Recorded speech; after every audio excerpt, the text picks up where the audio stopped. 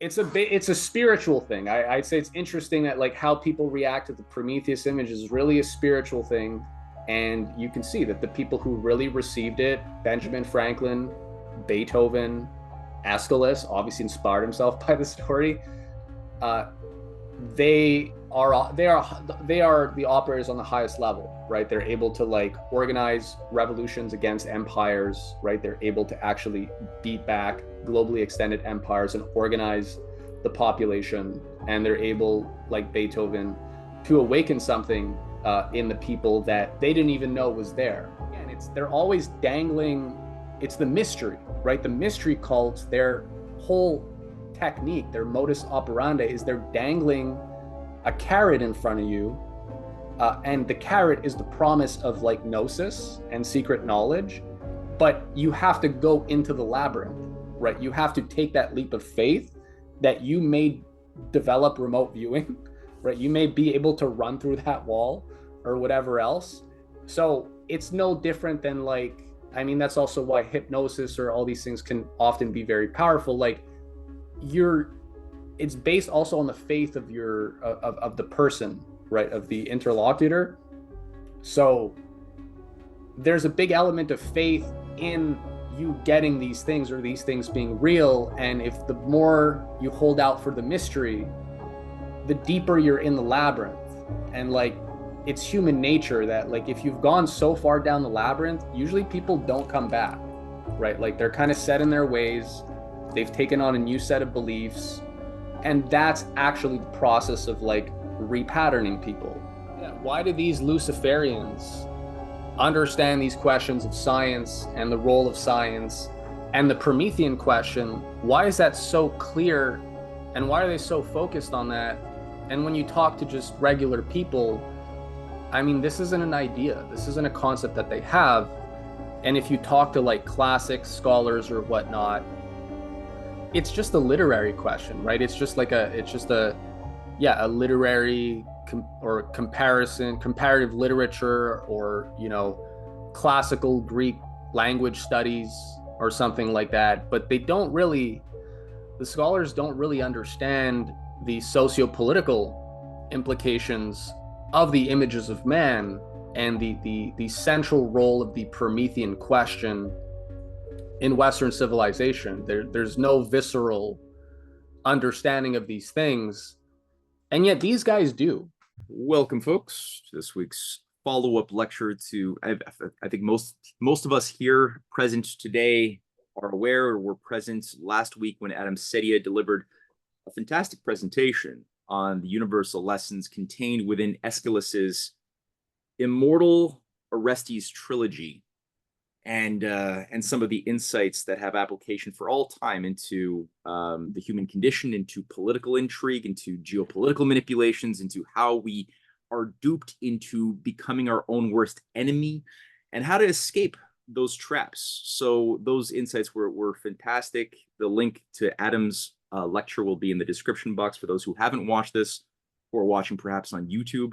Today, as promised, we're going to do part 2 of our explorations of the mind of Aeschylus with David Gosselin, who has prepared, well, a number of polemical insights, one of which or a big part of it will flow from a new documentary he's producing right now, dealing with Aeschylus's Prometheus Bound, the story, the only surviving part of a trilogy, which has so many wonderful, incredible insights that I'm looking forward to seeing how Dave weaves this, but also not just to showcase this one element of Aeschylus's Prometheus Bound and what is the figure, the principle expressed in the character of Prometheus within that story, but also what are the opposing traditions, the opposing Promethean traditions that have contrasted and conflicted with a more healthy, well-rounded Promethean spirit, the likes of which were best expressed by the figures of Jesus, of Cicero, of St. Augustine, of Martin Luther King Jr., of John F. Kennedy, the great firebringers of society that had a real love for humanity, a love of God, and a humility. So what's the opposing, contrasting Promethean tradition that is expressed by certain occultists throughout history, of which one prominent member who is featured in today's lecture, or in the title of today's lecture, is Jason Reza Jorjani, who's trying to create his own Promethean religion, which is not something I don't think it's anything Aeschylus would approve of. So, without further ado, Dave asked that we run a trailer to his new upcoming film, which I'll do right now, and then I'll just give it over to Dave. So here we go. Let's watch a trailer.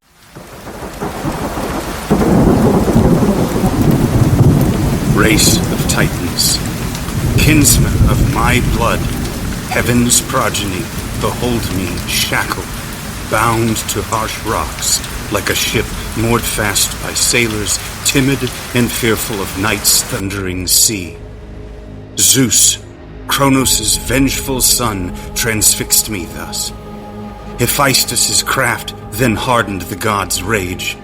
With cruel hands he split my limbs with bolts, that by his handiwork I miserably inhabit this bleak stronghold of the Furies. Every third dismal day with dreadful swoop, Zeus's minister, an eagle with hooked talons, slashes my liver. For its gruesome feast, until glutted and stuffed on my fat vitals, it utters a horrendous scream and soars aloft, its feathered tail fanning my blood. Then, when my liver swells, regenerating, it swoops back, hungry for fresh butchery. This guardian of my sorrows, whom I nourish, consumes me living with unending pain. For as you see, imprisoned in Zeus's chains, I cannot hurl this monster from my breast. Deprived of any aid, I must endure pernicious tortures, yearning for the death that ends my woes. Yet by the wrath of Zeus, despite my wish, I keep this bed of anguish.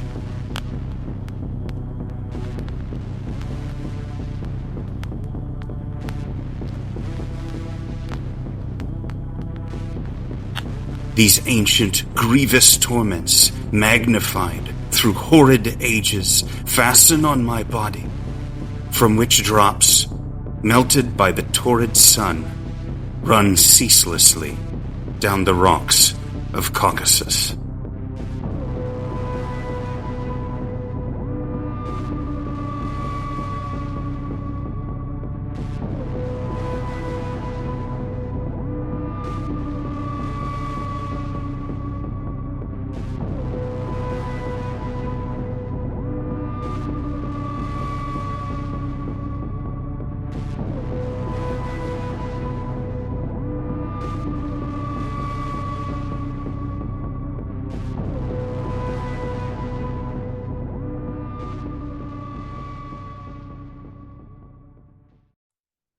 Okay. Well, yeah, so that's something we're working on. It's going to be quite the opus. It's been doing a lot of reading and research, and it all just confirms that this story is more relevant than ever. And it will be a follow-up to our last documentary, The Devil at Woodstock. So I'm still playing around with all the aesthetic concepts. But yeah, I think this myth is so rich and so misunderstood. So I thought it'd be useful to do a little comparing and contrasting and explore different people's interpretations of the myth, and how it's more than just like a lot of big questions in art. They're not just aesthetic questions. These questions are playing out in the culture every day, in the sciences as well. As Jorjani points out, science is very much based on image making. It has a very imagistic quality. You know, if we think of all the major breakthroughs in science, a lot of it will depend on the scientist's ability to create images in their head and things that they can't necessarily see, right? Like splitting the atom, the concept of the atom, that's not something that we observe directly. And all the experimentation that stems from say, investigating the nature of matter and the spectrum of matter, really depends on our image of what we're investigating. So you have to have the right attitude as well. And, you know, what kind of myths actually align with an idea of mankind being able to investigate the universe, being a co-creator, and using his faculties to master fire for the betterment of mankind. Of course, that opens up a can of worms, because it means all sorts of people can master knowledge of different subjects, and they can do different things with it. So Reza Jorjani is an interesting guy because he understands the bigger implications of science and statecraft and how this plays out in the social sphere, in the economic sphere. I'm gonna share my presentation quickly. From Aeschylus to Jorjani, the Promethean conspiracy. So I'm going to start with an from the opening paragraphs in Jorjani's very interesting book, Prometheus and Atlas.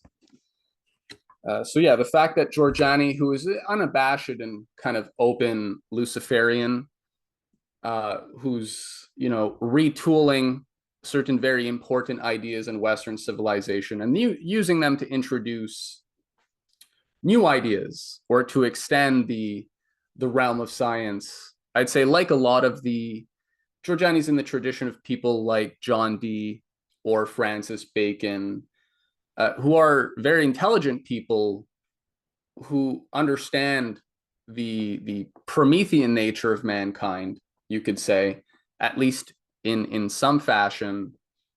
But for them, science is a tool of power, of course, but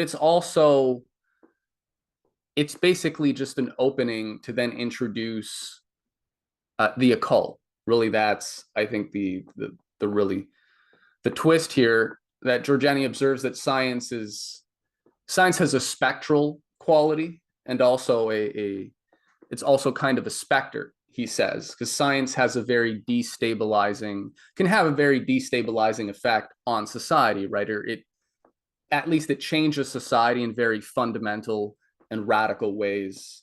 And it's only often later that, you know, people realize, you know, the impact that some new technology has had, after it's already kind of changed everything. And now you just have to live with it. And it can do a lot of different things. So in that sense, Jorjani talks about how, you know, in a traditional setting, everything is kind of binary. You know, you have heaven and hell, good and evil, man and woman. The list goes on. And his idea is that science, up and down, above and below, right, all these kind of logical dualities. In his mind, science is the thing that kind of breaks that up. So it opens up a new spectrum of ideas that previously didn't exist in our system, right? Is an atom a particle or a wave? All these kinds of different questions. Is man spirit or matter or both? How can he be both in the same thing? And so, but it's also a specter in that there's something beyond that mankind doesn't yet know. And yet that unknown thing is what he's pursuing. And when that unknown is introduced in the system, it kind of turns everything upside down. So science is spectral and has he says it is kind of like a demon, right? That it comes in and from seemingly out of nowhere, outside of our understanding of all the pre-established rules of how nature or systems work. And it changes things. So he opens his Prometheus and Atlas book with some observations about a statue of Prometheus that's in Rockefeller Square. So he writes, there is something curious about the fraternal statues of Prometheus and Atlas at Rockefeller Center in New York City. Instead of simply bearing a celestial globe on his shoulders, Atlas is supporting several interlocking rings that outline the shape of a hollow sphere. These bear astrological markings which suggest the precession of the equinoxes through the rise and fall of world ages. The very same zodiacal symbols are also impressed upon a ring, through which Prometheus is triumphantly emerging.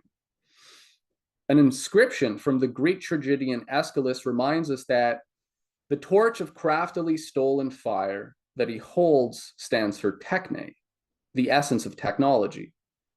Prometheus, quote, Prometheus, teacher in every art, brought the fire that hath proved for mortals a means to mighty ends, end quote.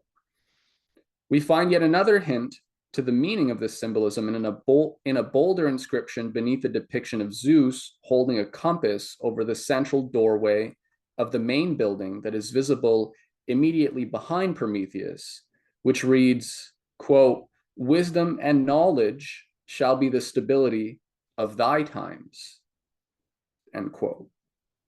This is paradoxical. Discoveries fostering the advancement of knowledge would usually be taken to upset tradition and unleash instability, to demand changes that both the masses and established interests fear. What kind of society could have its stability grounded not in tradition, but in the persistence of the quest for wisdom and knowledge at all costs? It would have to be a civilization led by those rare individuals who have the titanic psychical constitution to endure uncertainty and even to thrive in its midst. It is no accident that King Atlas, ruling over the Atlantean world empire through time, stands opposed to the Cathedral of St. Patrick, the serpent slayer, and that his head is turned aside in such a way that his gaze spurns the Lord's altar. Taking a position behind Atlas, the significance of this defiant posture should be as clear to any mindful observer as it must have been to the devious planners of this temple of man. It is amusingly ironic that every year Gotham lights up its Christmas tree behind Lucifer. And so Prometheus was a rebel. He did fool Zeus, and he did steal fire from the heavens and give it to mankind.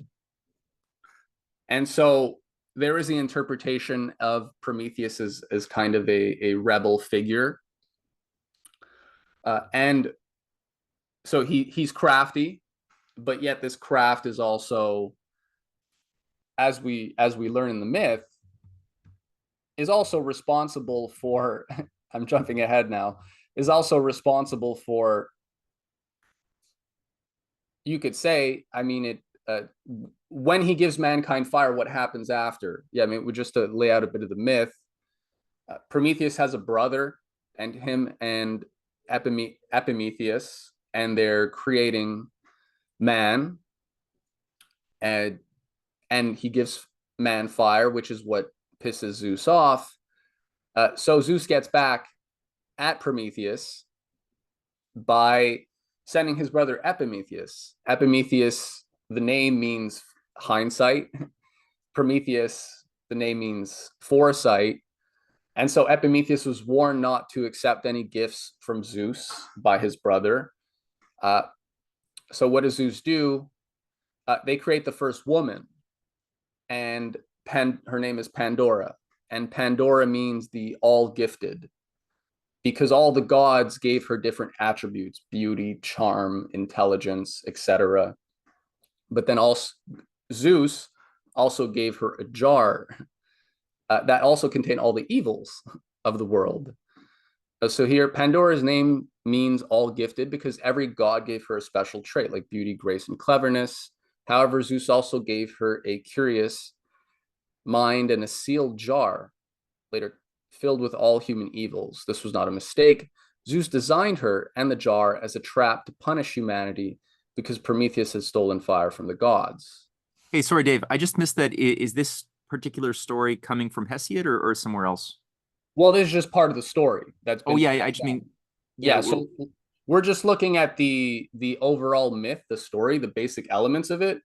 because you have the main characters, but then you have all these secondary characters that we hear less about, which are part of the original myth, right? Yeah. And depending on who's. But this isn't Aeschylus's recounting, right? This particularly these No, details are coming from where? So yeah, Aeschylus comes later. So yeah, we're gonna look at that now. So Hesiod describes. Yeah, this is the first one. Hesiod describes the Prometheus myth in the following way. And he's the first one to mention Pandora, and he doesn't even mention her by name. He writes, "The means of life the gods keep from us, or else easily could one work for one day, then free from strife, one's rudder packed away, live lazily, each ox and hard-worked mule sent off. In spleen that fraudulent Prometheus duped him. Zeus kept safe this thing, devising labors keen for men. He hid the fire. For human use, the honorable son of Lapithus stole it from Counselor Zeus, and in his guile, he hid it in a fennel stalk, and thus hoodwinked the thunderer, who aired his bile, cloud gatherer that he was, and said, O son of Lapithus, the craftiest god of all, you stole the fire, content with what you've done, and duped me. So great anguish shall befall both you and your future mortal men. A thing of ill, in lieu of fire, I'll afford them all to take delight in, cherishing the evil." And so the other quote, which I think I got rid of, but we have it mentioned in the Pandora. Yeah, after humans receive the stolen gift of fire from Prometheus, an angry Zeus decides to give humanity a punishing gift to compensate for the boon they'd been given. He commands Hephaestus to mold from earth the first woman, quote, a beautiful evil, whose descendants would torment the human race. After Hephaestus does so, Athena dresses her in a silvery gown, an embroidered veil, garlands, and an ornate crown of silver. This woman goes unnamed in the Theogony, but is presumably Pandora, whose myth Hesiod revisited in Works and Days. When she first appears before gods and mortals, wonder seized them as they looked upon her. But she was, quote, this is Hesiod's sheer guile, not to be withstood by men. Hesiod elaborates, for from her is the race of women and female kind. Of her is the deadly race and tribe of women who live amongst mortal men to their great trouble. No helpmeets in hateful poverty, but only in wealth. Hesiod goes on to lament that men who try to avoid the evil of women by avoiding marriage will fare no better. He reaches deadly old age without anyone to tend his years, and though at least has no lack of livelihood while he lives, yet when he is dead, his kinsfolk divide his possessions amongst them. So this is the first version. This is the first treatment of the Prometheus myth, right? And it's a lot messier. And what I want to compare is there's basically three views of Prometheus. And I'm using a great article. I just revisited a great article by Lyndon LaRouche, Prometheus in Europe, and where he says that, yeah, there are three fundamentally different views of Prometheus. So this is the first one, and it's associated with the reactionary conservative factions of the ancient Greek world, the conservative oligarchical factions. So these are the same as like Meno in Plato's Meno dialogue, who basically believes that virtue and all these things are decided by are determined depending on what social rank you belong to, your breeding, men, women have different virtues. Aristotle adds to that there's also different virtues for slaves and for masters. And so Aristotle also falls into that old conservative reactionary tradition where, only certain people are allowed to have access to certain things, and the hierarchy is perfectly fixed. So this continues into the medieval ages. You have that same tradition with the kind of Aristotelian cosmos of perfect starry spheres. You hear this a lot among like traditionalist circles that, yes, the universe is ordered according to hierarchies, and that these are divine things. And those people who think that, they can transgress the order of the cosmos, are wrong. They need to just, submit to Daddy Zeus, Daddy. There's a lot of daddy energy in that take, and a lot of these, there's a significant, you could say, traditionalist Christian faction who thinks like that, which associates more with this medievalist tradition, which goes back. With Hesiod, you're getting this sort of original take. Man should never have knowledge of fire. You could say that in where is it? The Pandora story is very close to the Adam and Eve, one interpretation of the Adam and Eve story, right? Where Eve is sent to tempt man, right? And they eat from the tree of knowledge, and then ensues the fall. So eating from the tree of knowledge of good and evil is bad in all cases. And a lot of people think that that's the correct interpretation of the Adam and Eve story. So they're technically in the same lot. This is in the Hesiodic tradition, this reactionary, conservative, oligarchical tradition that even some of the early church fathers, teach. It's Saint Ephraim, I believe, that he just makes the point that it wasn't that the tree of knowledge and evil should have never been eaten from ever, but that God warned Adam and Eve, being, in the infancy of mankind, that they weren't ready. Right. There's certain things you have to learn and know if you're going to eat from the tree of knowledge of good and evil, and not, get, not get into all sorts of trouble, which is true, right? I think we've all talked about this before. Like, there's ways to approach different topics and subjects, whether for children, right, or for babies, right? When we're talking about food, I've said it before, you can't feed a baby a ribeye. Doesn't mean it's not good for them, but they have to develop the stomach, the teeth, the capacity to digest these kind of things. But in the old reactionary conservative tradition, it's never okay, right? The universe is perfectly fixed. The system is perfectly fixed. And all those who try to introduce anything new are committing a sin, right? They're disturbing the natural order. And so they're partaking in evil. And being a virtuous person means falling in line and assuming your lot.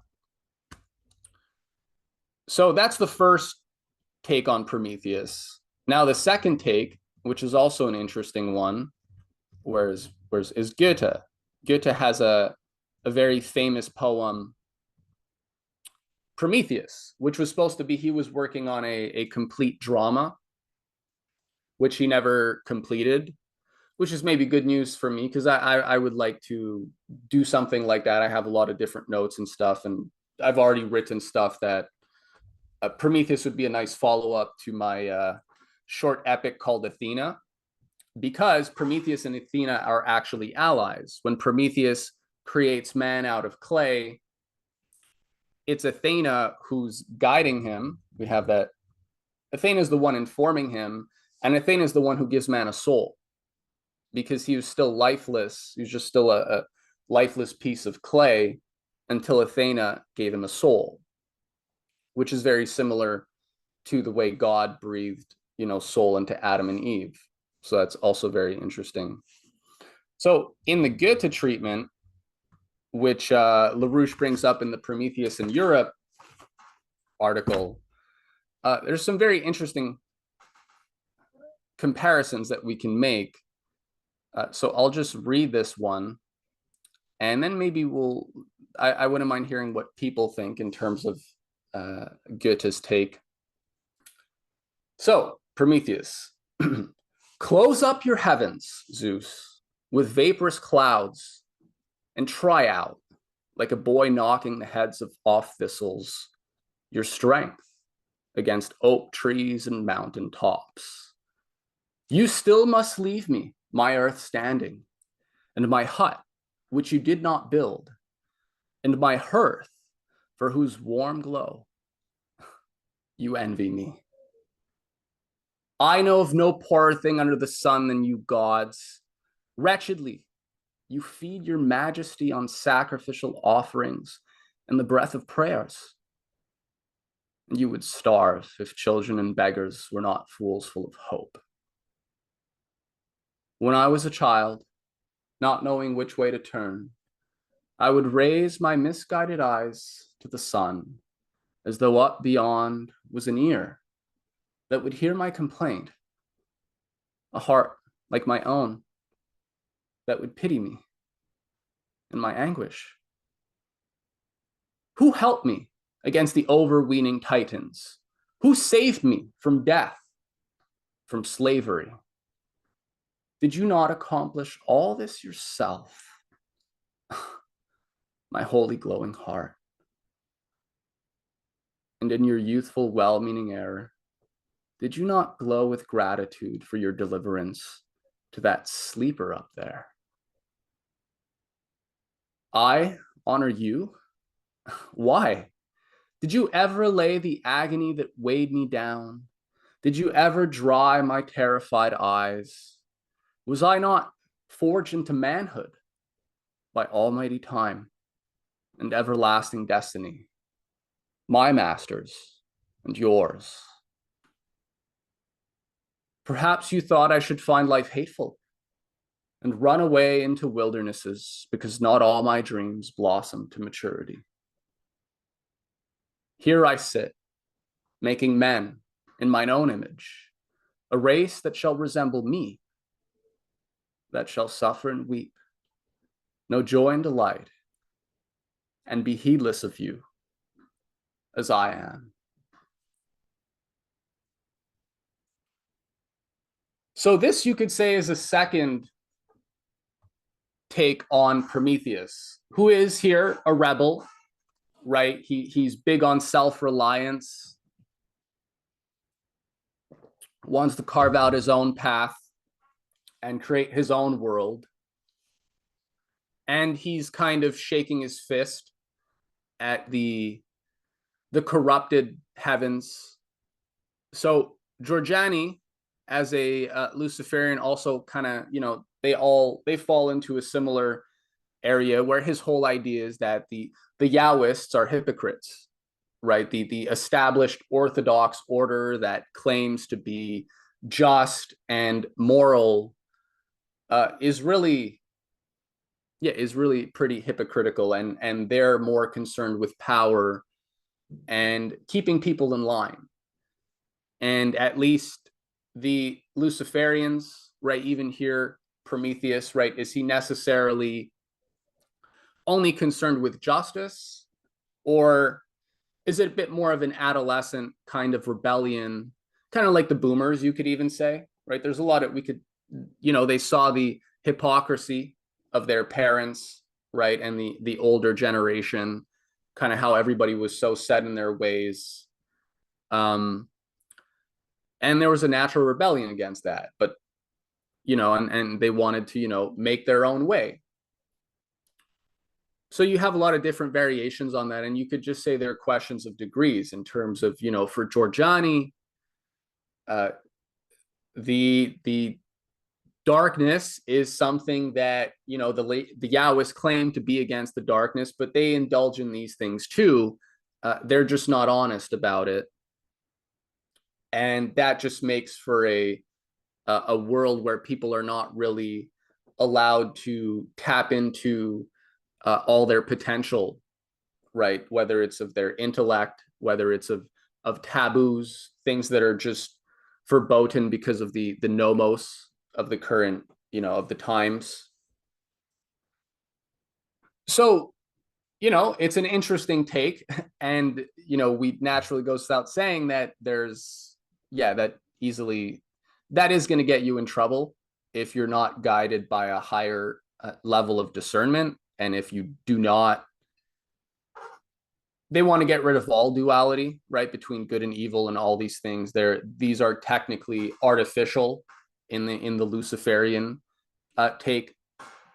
So no, I think natural law at the higher level recognizes, no, there's still duality at the highest level. There's still good and evil, and human beings always have to make decisions. But how you make those will largely depend on your image of man and your image of God. There are some fun quotes right at the beginning of the Prometheus in Europe article. By LaRouche, man imagines his gods according to a conception of the universe which coheres functionally with man's image of himself. Aeschylus's Prometheus did not simply defy the pagan gods, he pointed towards a real god, the same god identified in Plato's Timaeus, upon whose justice for mankind Prometheus implicitly relied. A Prometheus image, artistically, is a necessary idea, which contributed an essential role during the recent thousands of years of emergence of the best features of modern European civilization today. So what is this Aeschylus view?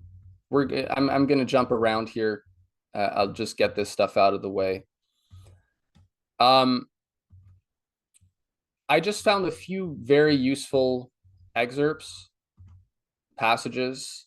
Does someone want to read the first one for me? So this is from Aeschylus's Prometheus Bound, the only surviving complete section of the trilogy. Any volunteers?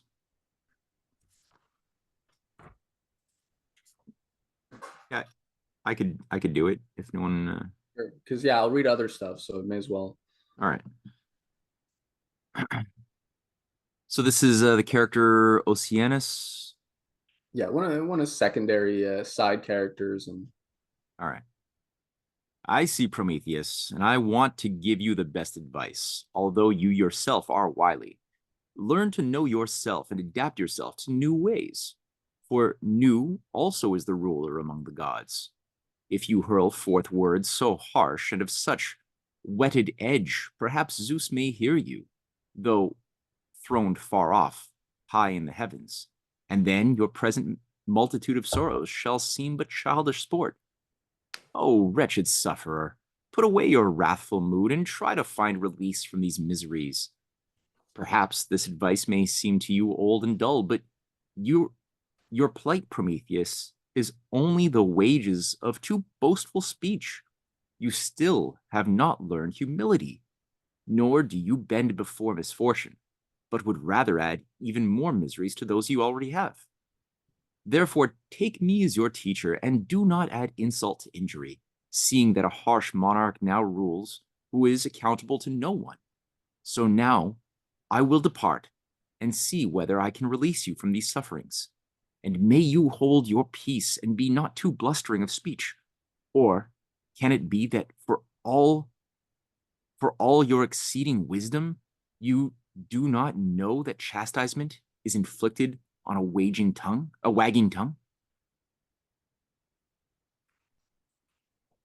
Sorry for the glitches there. That's fine. And so,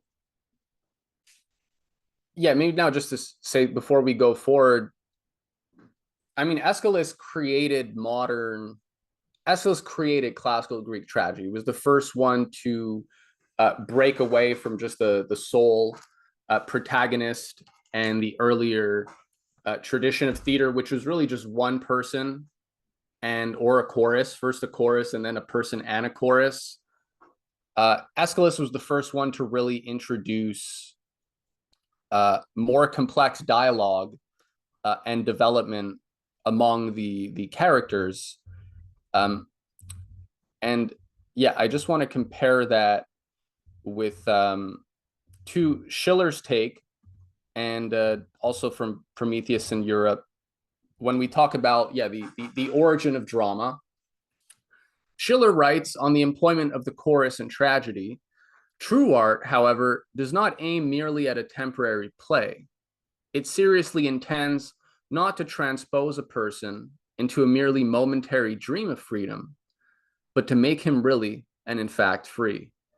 And to accomplish this by awakening in him a force, exercising it and developing it, to thrust the sensuous world which otherwise only presses upon us as a crude material, bearing down upon us as a blind power, into an objective distance, to transpose it into a free work of our mind, and to achieve mastery over the material with ideas. And for just that reason, because true art wants something real and objective, it cannot be satisfied merely with the appearance of truth. Upon the truth itself, upon the firm and deep foundation of nature, art erects its ideal edifice. Now, keep in mind this quote and the next one as we look at the characters that Aeschylus is the first real classical Greek tragedian to bring the whole, what we know as classical tragedy on the stage. Just pay attention to the kind of characters he's introducing. This is like one of the first dramas. I think it's actually kind of funny. And yeah, it's profound. Prometheus in Europe, LaRouche says, classical forms of art put human individuals on its stage and force the meaning of the interrelations so displayed there to be made visible within the audience's power of cognitive insight. In this way, classical art, such as tragedy, impels the individual members of the audience to experience a prescience of the pairwise cognitive interactions of the deepest interior of those minds presented on stage. Successful such artistic compositions force the mind in the audience to look beyond the diversions of sense certainty. They shift the audience's focus to insight into the seemingly spiritual, shaping orbital force exerted over the drama's battlefields. They show, thus, how real history is shaped by ideas. This force is revealed in the interaction of the cognitive processes represented on stage. The sensitive audience recognizes from that artistic experience that the same principles demonstrated by classical art are the principles by which peoples must shape the destiny of their nations.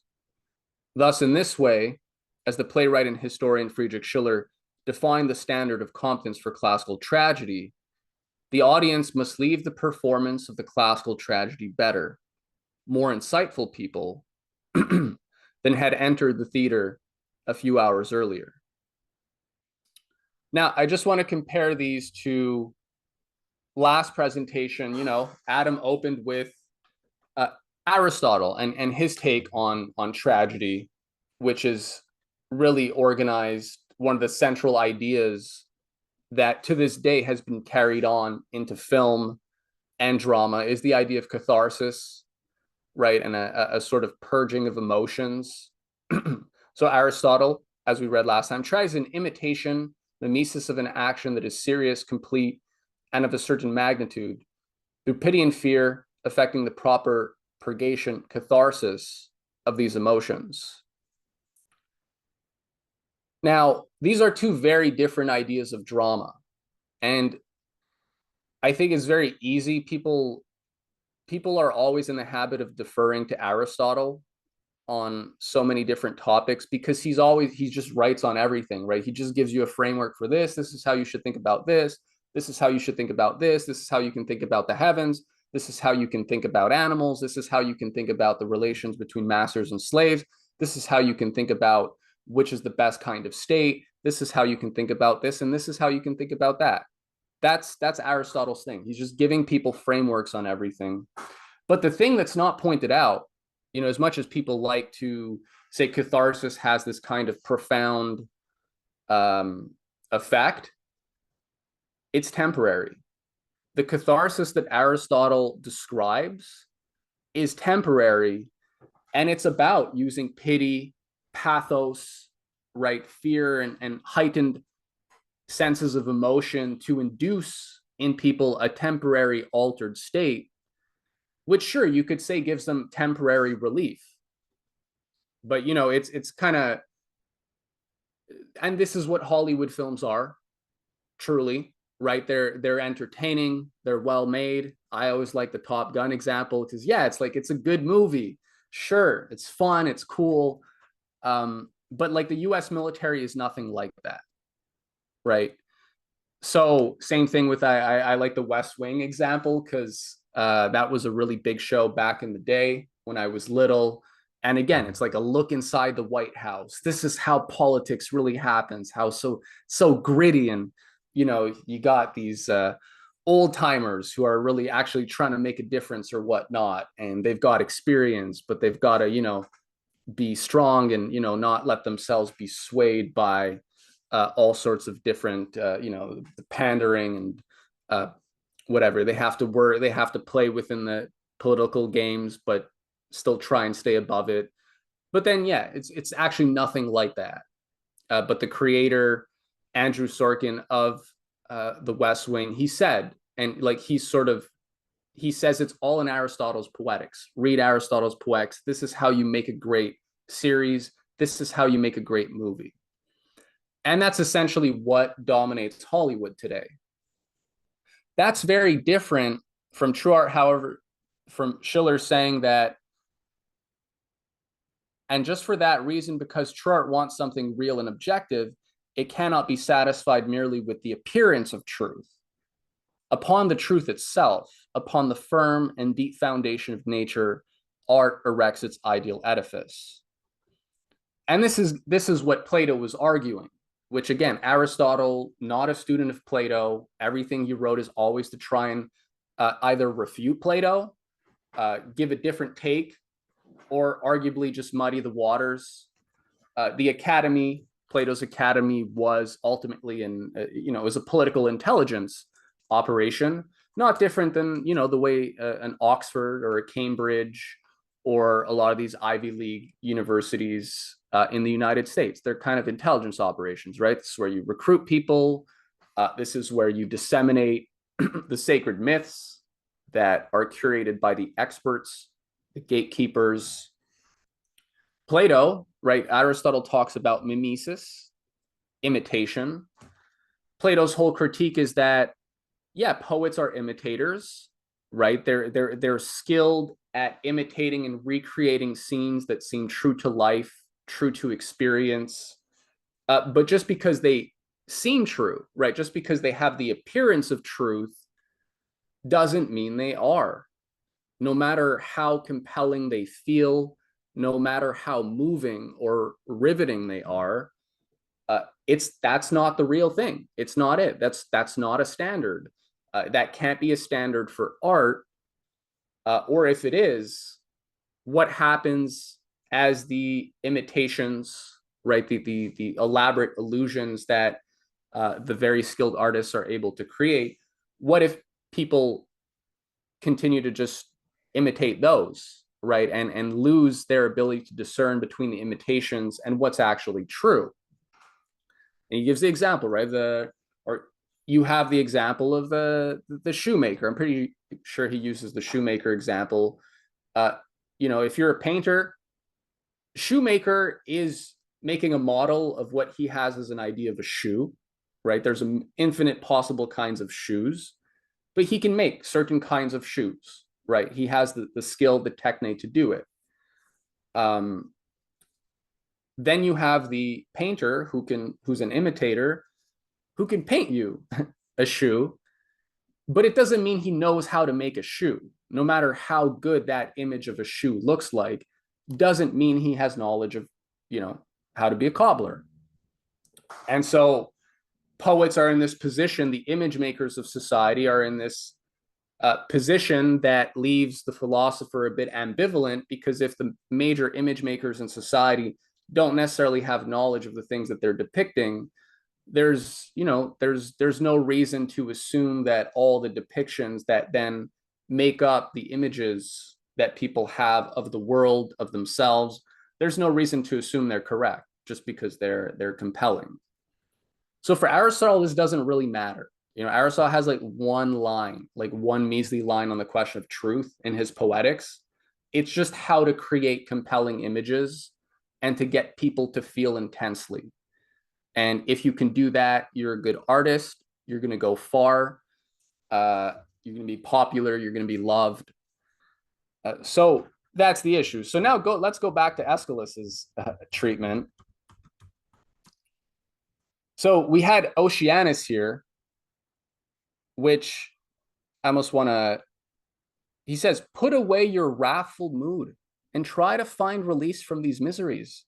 Perhaps this advice may seem to you old and dull, but your plight, Prometheus, is only the wages of too boastful speech. You still have not learned humility, nor do you bend before misfortune, but would rather add even more miseries to those you have. Therefore, take me as your teacher, and do not add insult to injury, seeing that a harsh monarch now rules, who is accountable to no one. So now I will depart and see whether I can release you from these sufferings, and may you hold your peace, and be not too blustering of speech. Or can it be that for all your exceeding wisdom, you do not know that chastisement is inflicted on a wagging tongue? These are the don't rock the boat people. So this is the beginning of classical Greek tragedy. This is the beginning of classical theater, where you have many voices interacting, right? And who is Oceanus representing? These are the don't rock the boat people. Don't make a deal, right? Don't be afraid to make a deal. Don't be afraid to compromise. So it's funny. This is one of the first dramas, and you got Oceanus here trying to lecture. It's kind of like telling Jesus, right? Like just make a deal. Like stop with the sermons. Stop preaching. They'll take you down from the cross. Like you don't have to die like this, right? Just make a deal. And then Prometheus says, no, do not think it is from pride or even from willfulness that I am silent. Painful thoughts devour my heart as I behold myself maltreated in this way. And yet who else but I definitely assign their prerogatives to these upstart gods? But I do not speak of this, for my tale would tell you nothing except what you know. Still listen to the miseries that beset mankind, how they were witless before I made them have sense and endowed them with reason. I will not speak to upbraid mankind, but to set forth the friendly purpose that inspired my blessing. First of all, though they had eyes to see, they saw to no avail. They had ears, but they did not understand.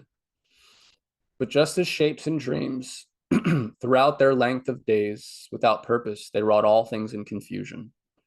They had neither knowledge of houses built of bricks and turned to face the sun, nor yet of work in wood, but dwelt beneath the ground like swarming ants in sunless caves. They had no sign either of winter or of flowery spring or of fruitful summer on which they could depend, but managed everything without judgment, until I taught them to discern the risings of the stars and their settings, which are difficult to distinguish. Yes, and numbers too. Chiefest of sciences I invented for them, and the combining of letters, creative mother of the muses' arts, with which to hold all things in memory. I too first brought brute beasts beneath the yoke to be subject to the collar and the pack saddle, so that they might bear in men's stead their heaviest burdens. And to the chariot I harnessed horses and made them obedient to the rein, to be an image of wealth and luxury. It was I, and no one else, who invented the mariner's flaxen winged car that roams the sea. Wretched that I am. Such are the arts I devise for mankind, yet have myself no cunning means to rid me of my present suffering. Hear the rest, and you shall wonder the more at the arts and resources I devised. The first and foremost, if ever man fell ill, there was no defense, no healing food, no ointment, nor any drink, but for lack of medicine, they wasted away, until I showed them how to mix soothing remedies, with which they now ward off all their disorders. And he goes on for a while, just for the sake of time. So what does the chorus say after this? Right, so the chorus often represents either the voice of the poet or the voice of just the you could say the population, the demos, right? The social conventions of the age. So Chorus says, do not benefit mortals beyond reason and disregard your own distress. Although I am confident that you will be freed from these bonds and will have power in no way inferior to Zeus.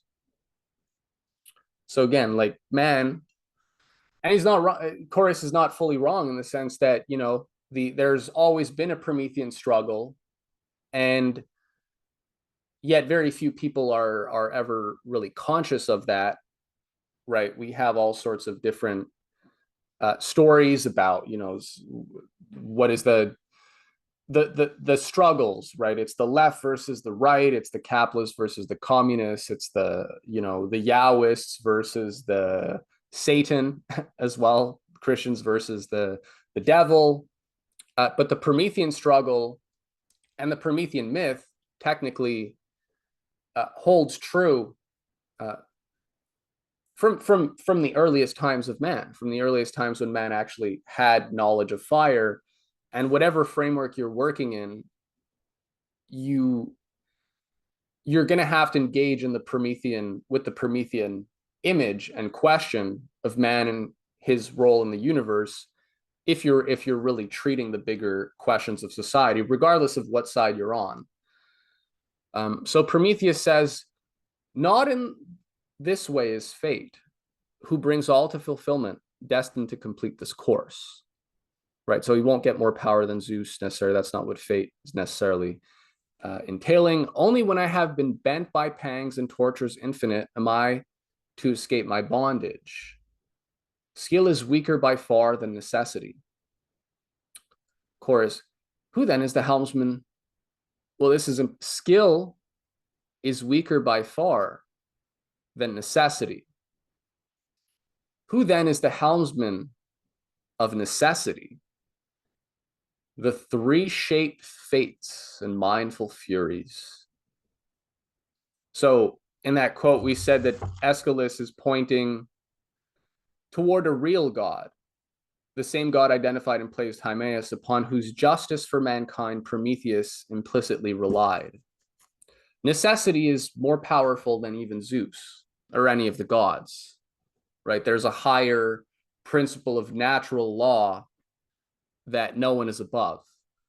And so the three-shaped fates and mindful furies. Chorus, can it be that Zeus has less power than they do? Yes. And that even he cannot escape what is foretold. Chorus, why? What is fated for Zeus except to hold eternal sway? This you must not learn yet. Do not be overeager. Of course, it is some solemn secret, surely, that you enshroud in mystery. Think of some other subject, for it is not the proper time to speak of this, no matter what. This must be kept concealed, for it is by safeguarding it that I am to escape my dishonorable bonds and outrage. Chorus says, may Zeus, who apportions everything, never set his power in conflict with my will, nor may I be slow to approach the gods with holy sacrifices of oxen slain by the side of ceaseless streams of Oceanus, my father.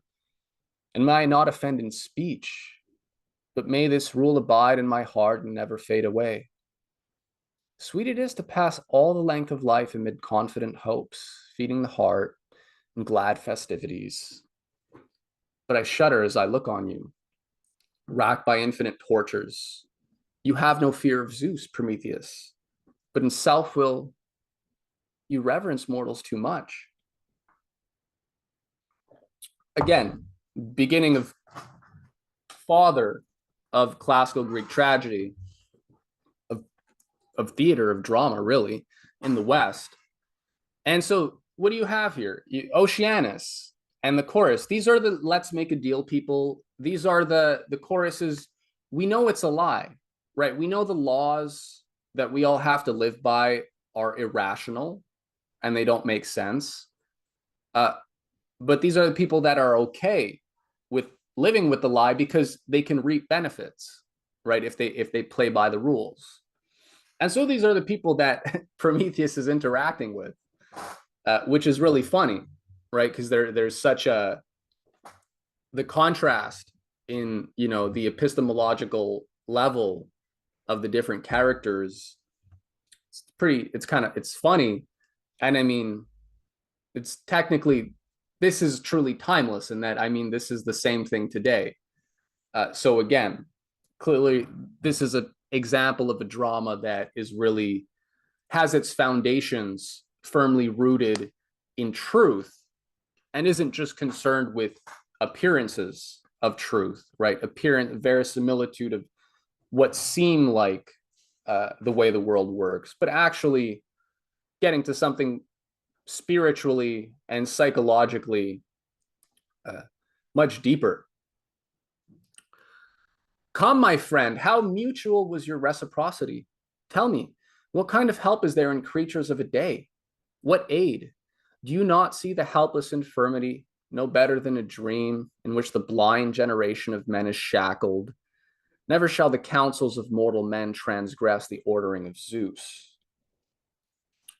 So even here, again, also men kind of are just most humans are just kind of underlings or just really not aware of what's going on, or of the sacrifices, right? That, you know, in the modern West, the Promethean struggle is what has led to the abundance, right, of modern Western civilization, of science and technological progress, of, you know, mankind not being constantly wiped out by plagues or, you know, famine or something else, or floods. And yet most of the creatures of the day, you could say people treat the things that we have, scientific technological progress, is kind of magic, right? They don't really know where it came from, right? We don't really know how man was able to become so fruitful given where he started from. At least not if you don't understand what Aeschylus is talking about with Prometheus. But man, these creatures of a day, you could say, also don't realize how quickly all that could disappear. And so here they're saying, like, why suffer for these people? And for some, you could say, I mean, with the Jorjani and the Luciferian types, that's the invitation to, well, why don't you rule? You can help manage the cave, right? You can help manage the shadows, and maybe you can convince people, the gods, that we can produce it. We can make better shadows, or different kinds of shadows. Let's introduce some new shadows into the puppet play that everybody watches. So you'll have you might get special privileges as well. You just have to make a deal, right? I have learned this lesson from observing the luck, Prometheus, that has brought about your ruin, and the difference in the song stole into my thought. This song and that, which about your bridal bed and bath, I raised to grace your marriage when you wooed with gifts and won my sister Hesiod to be your wedded wife. So yeah, I mean, you could have a nice life and you're just pissing it all away. It's pretty much what they're saying. And so then you have, right, so you have a lot of different Prometheans though, right? We're comparing three major, we'll stick here for a second. We have these three major contrasting ideas of Prometheus. And what LaRouche says in Prometheus in Europe is that in the third case, right, this is kind of what I should do. Prometheus is often treated as a tragic figure. But actually it's Zeus that's tragic, right? Prometheus is not tragic. He's operating according to a higher law, right? Higher natural law, which he understands. And Zeus is fearful. Zeus is fearful of losing his throne, right? He did overthrow his father. He needed the help of others. And now he's running. He's a tyrant, right? And Plato in his Republic sort of lays out, what is the fate of tyrants, and tyrants are always scared of losing their power. So they're quite paranoid people, quite scared people. And in a sense, you could say weak. And these are the weak people. Weak people are often the cruelest. So Zeus is very cruel, but it's largely because he's weak.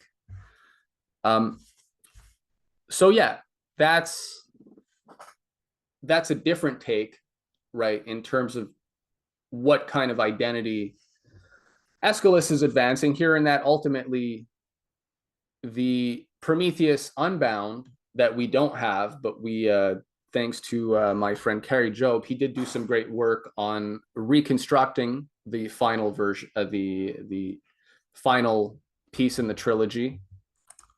And Prometheus and Zeus do reckon. Zeus lets a bit of his anger go, and they reconcile. And so it is interesting that Aeschylus here is also taking the approach that you do have to, I say, organize, right? Like he's not going for a full-on regime change, right? And that wasn't Prometheus's goal either, right?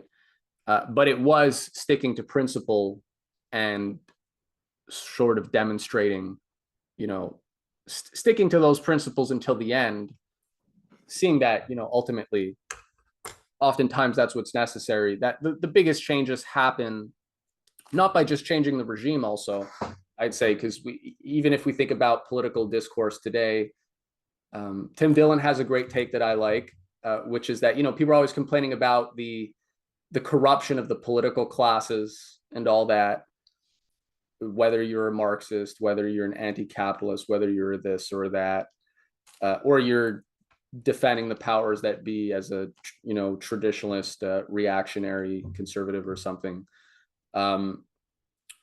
or you do need to change the people, right? The people in Tim Dillon's example are kind of the problem as well.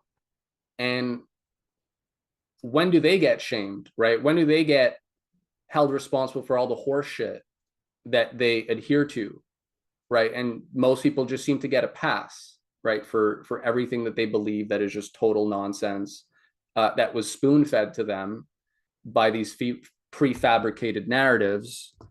If you can't change that, right, if you can, as Aeschylus is kind of highlighting, right, the kind of people that you're going to have to deal with, the Oceanus, the choruses of the demos, if you can't find a way to intervene on that as well, yeah, like it's regime change is just going to put in place another tyrant. So there needs to be a change at a deeper level in society. Yeah, I say that's what Christianity was kind of aiming at as well, in organizing the masses, if you will, right? That unless you could try and overthrow Caesar or whatnot, but whatever's going to take his place, I mean, in that pantheon of mystery cults, and it's a bit futile if you're overlooking the fact that there's a deeper problem, and that leads to the question of the image of man in society. So yeah, maybe we'll just end on or get close to the ending here. So Jorjani is very much looking at, like Aldous, like the Huxleys, like Julian, like the transhumanists. He's looking at the Promethean question, but he's looking at it as a gateway to something else. But let's just read. So Julian Huxley here, he says, the chemical or physical inventor is always a Prometheus. There is no great invention, from fire to flying, which has not been hailed as an insult to some god. But if every physical and chemical invention is a blasphemy, every biological invention is a perversion. The transhumanists also consider themselves Prometheans, in that the goal now is that evolution, Darwinian biological evolution, has now reached a singularity point after eons, you could say, where the evolutionary process is now conscious of itself. And we see here from the apes to now man holding a torch, right? So they're very aware of this. And so Aldous Huxley develops his idea that man is going from the longest time a struggle for survival to now a struggle for fulfillment, right? That he has now the power to shape his own destiny.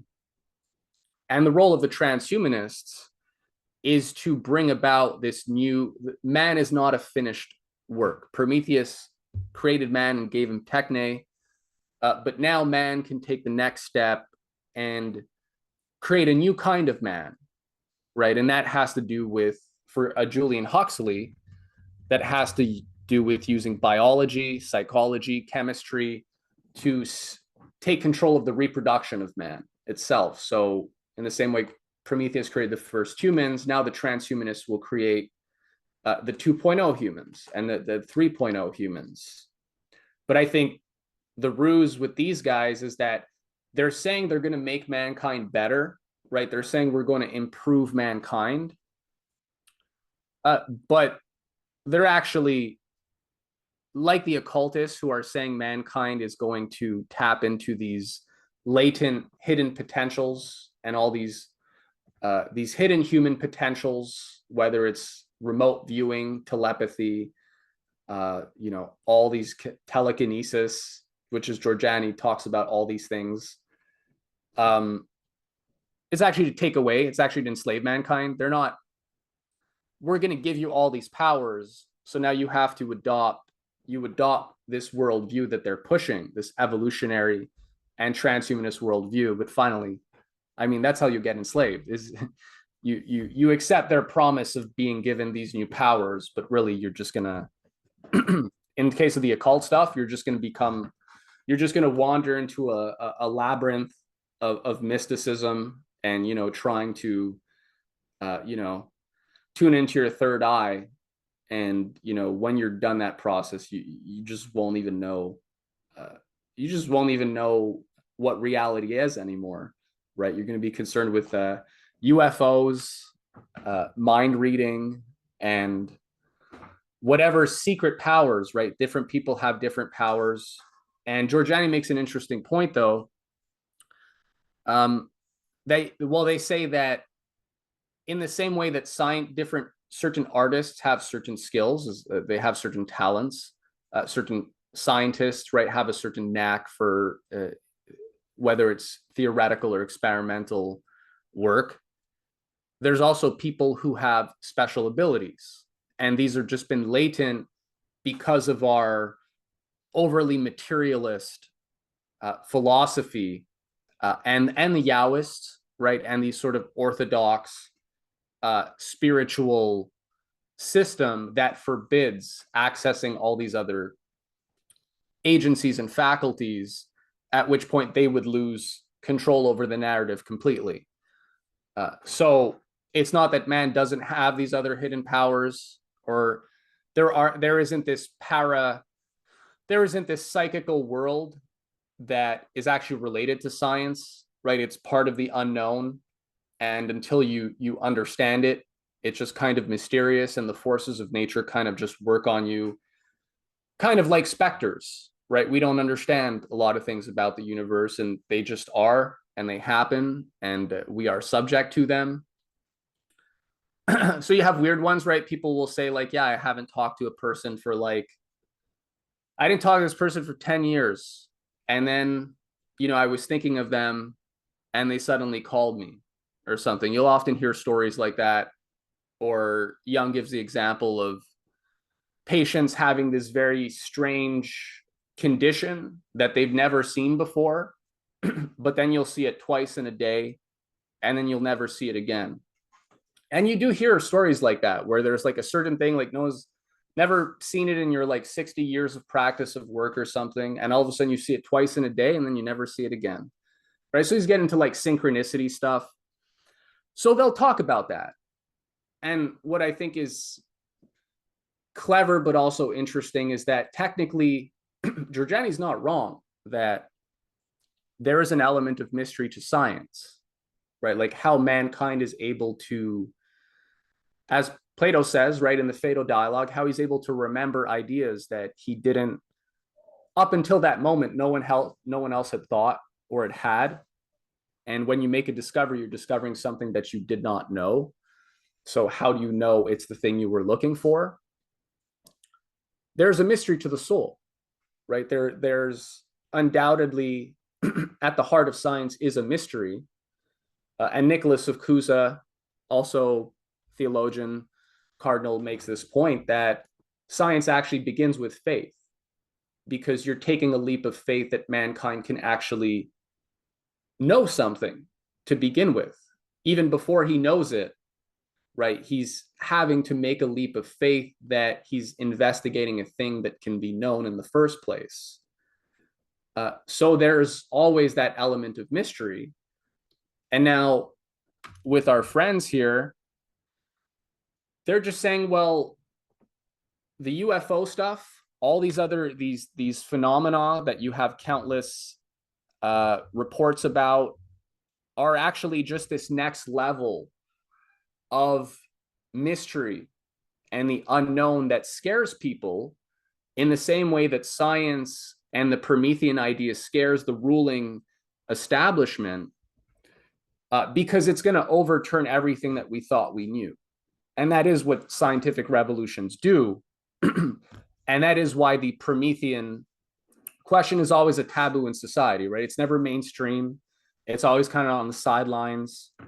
And it's more something that's kind of unconscious for people. It's not something that most people have as a conscious identity. And it's clear why, right? Because when you do, the implications for how society will be changed are huge. And so this is a quote from Jorjani's Prometheus and Atlas.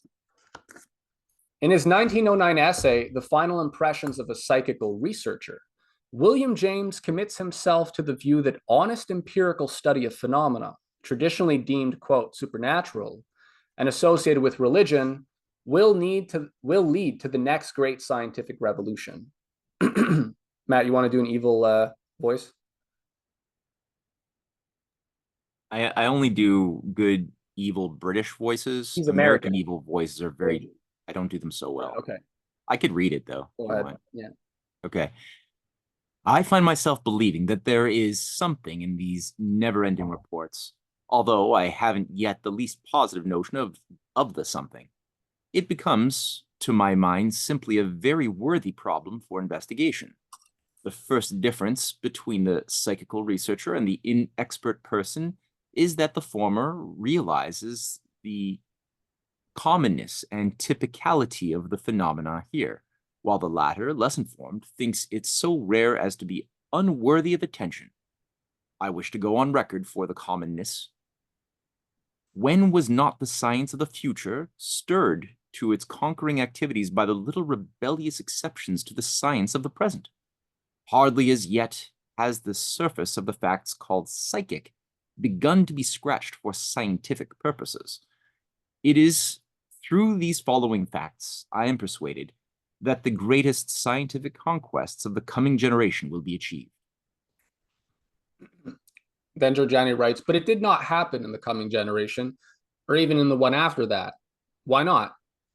Maybe because a scientific revolution occasioned by serious engagement with spectral phenomena would not mark just another shift in the structure of knowledge, but the dawn of self-consciousness with respect to the forces hitherto unconsciously projecting frameworks that model nature. Essentially, it would demand thinking out of any and all boxes. Such an appeal in the structuring of knowledge may entail a transformation of scientific practice so radical that it has as its precondition the most revolutionary socio-political catastrophe in the history of any culture. Now, Jorjani does this funny thing where he just kind of goes off the deep end that, like, once people have telepathy and nobody's mind is safe, right? They're like, the whole idea of privacy goes out the window. Once people have the ability to remote view and to see the future, right? Pre-crime then becomes something that can just easily be brought in. And it just goes off the deep end with the UFOs and, which again, it's always based on, like, as William James says, the never-ending reports, right? So there's these never, and Matt's done all, in charge of educating everyone on this, in terms of the whole UFO conspiracy. That there's never-ending reports because they just keep putting out more reports, right? They publish more stories, so it's kind of just a cybernetic feedback loop.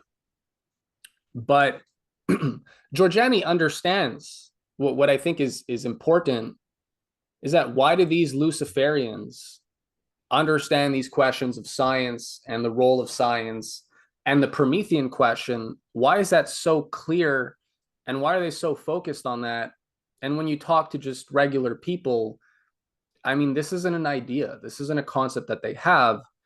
And if you talk to like classic scholars or whatnot, it's just a literary question, right? It's just like a literary comparative literature, or, classical Greek language studies or something like that. But the scholars don't really understand the socio-political implications of the images of man and the central role of the Promethean question in Western civilization. There's no visceral understanding of these things, and yet these guys do, right? They actually understand it to an impressive degree. So I'll read you a fun little another excerpt from The Changing Images of Man.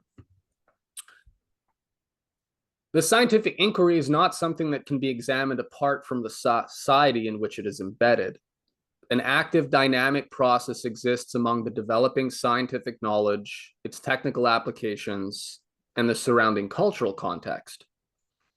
As the new knowledge generates new technologies, and these are applied to influence the physical and social environment, the cultural context is affected. But this in turn affects the kind, form, and application of new knowledge. In a way similar to that portrayed by the conflict grows between societal ends and the consequences of technological applications, and this brings challenges to the basic axioms of the scientific activity. The commitment of science to verifiable knowledge renders it naturally Promethean. The mythical, bold explorer Prometheus stole fire from the gods and thereby gave man control of his own destiny. Prometheus's brother Epimetheus liked to play with his brother's discoveries, not always with due regard for the consequences.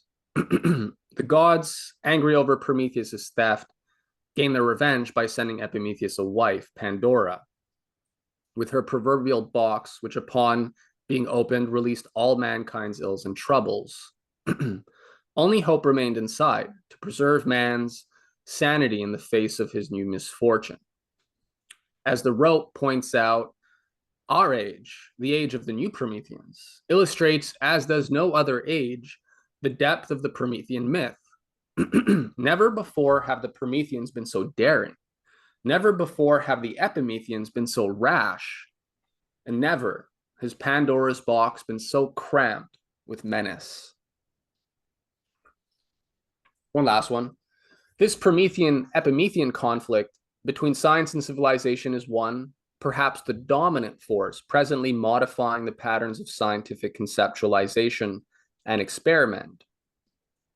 Emergence of a new transcendentalism in the culture is a second, and new developments in certain scientific frontier areas, i.e. the psychical, form a third.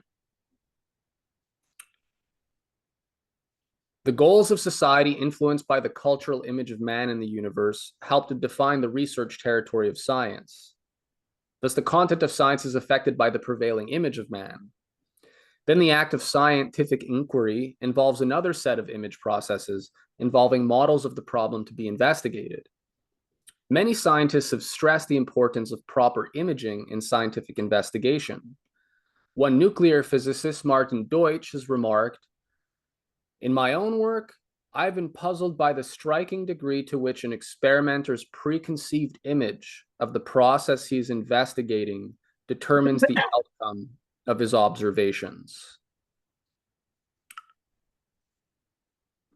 And so we can apply that to going back to the question of theater and drama and the images that are actually prevalent there. That means today, movies, Hollywood, film, culture in general, to the degree the image that people have of themselves is going to define how they're going to behave in an unlimited number of situations.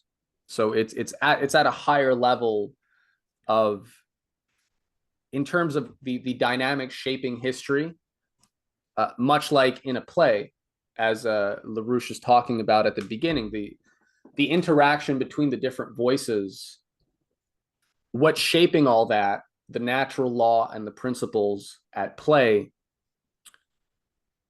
Our image of ourselves is largely, and the image that's presented, the meta image that comes from that interaction, that's primary. It's not, this or that situation, or, this or that, or just your lot in society, right? For Hesiod, or for Aristotle, the masters have a certain lot and fate, and that's fixed. The plebes have another, the women have another, the slaves have another. And again, you get this kind of Hesiodic, the hierarchies are perfectly fixed, which spills over, and Aristotelian idea that spills over into medieval Christianity. But it just doesn't actually pan out. If we think about, even in like the Christian, basic Christian tradition, the first will be last and the last will be first.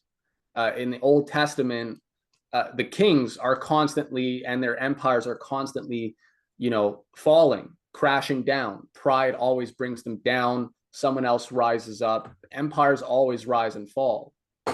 So this whole idea of this hierarchy, this perfectly fixed hierarchy, that really is just this kind of, that's the Zeusian kind of old, again, I think reactionary, conservative, oligarchical take.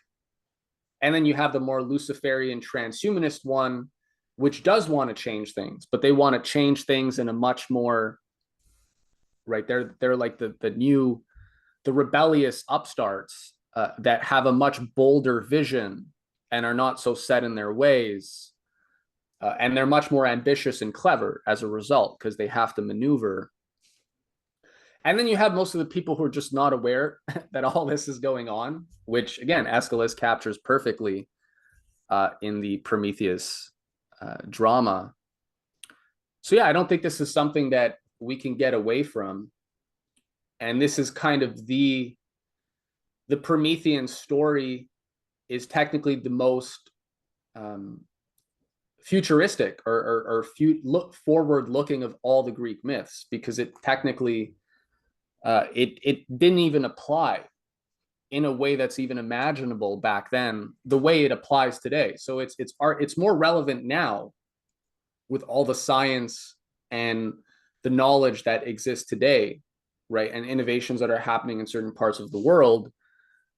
It's more relevant now, you could argue, than it was in Aeschylus's time.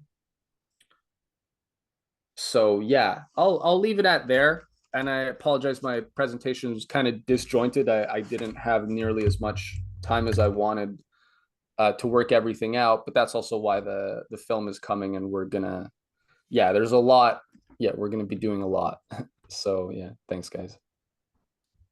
No, thank you, Dave. And this is a super potent topic, and I really appreciate the way you've approached it in a more free flow fashion. And yeah, the film looks great. When did you give yourself as a goal or a deadline to try to get this thing released?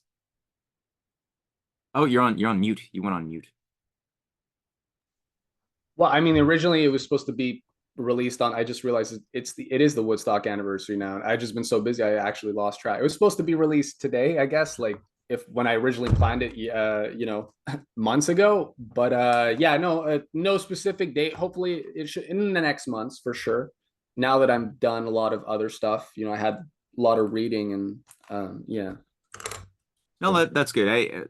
Sounds Yeah, I'm looking forward to this, and the trailer looks great. This balance between the need to make, like, the obligation to progress in our understanding of the universe and be creative and make these leaps, with the need to also hold on to and cherish the foundational principles that makes humanity viable to begin with. Like, what are these universal truths that are always going to be true?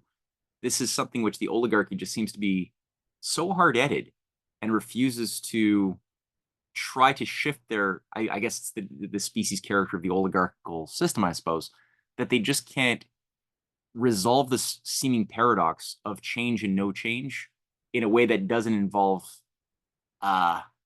this super Luciferian destructive mysticism, which is the only way that they can kind of force it, where the majority are not allowed to come on board for their mystical trips.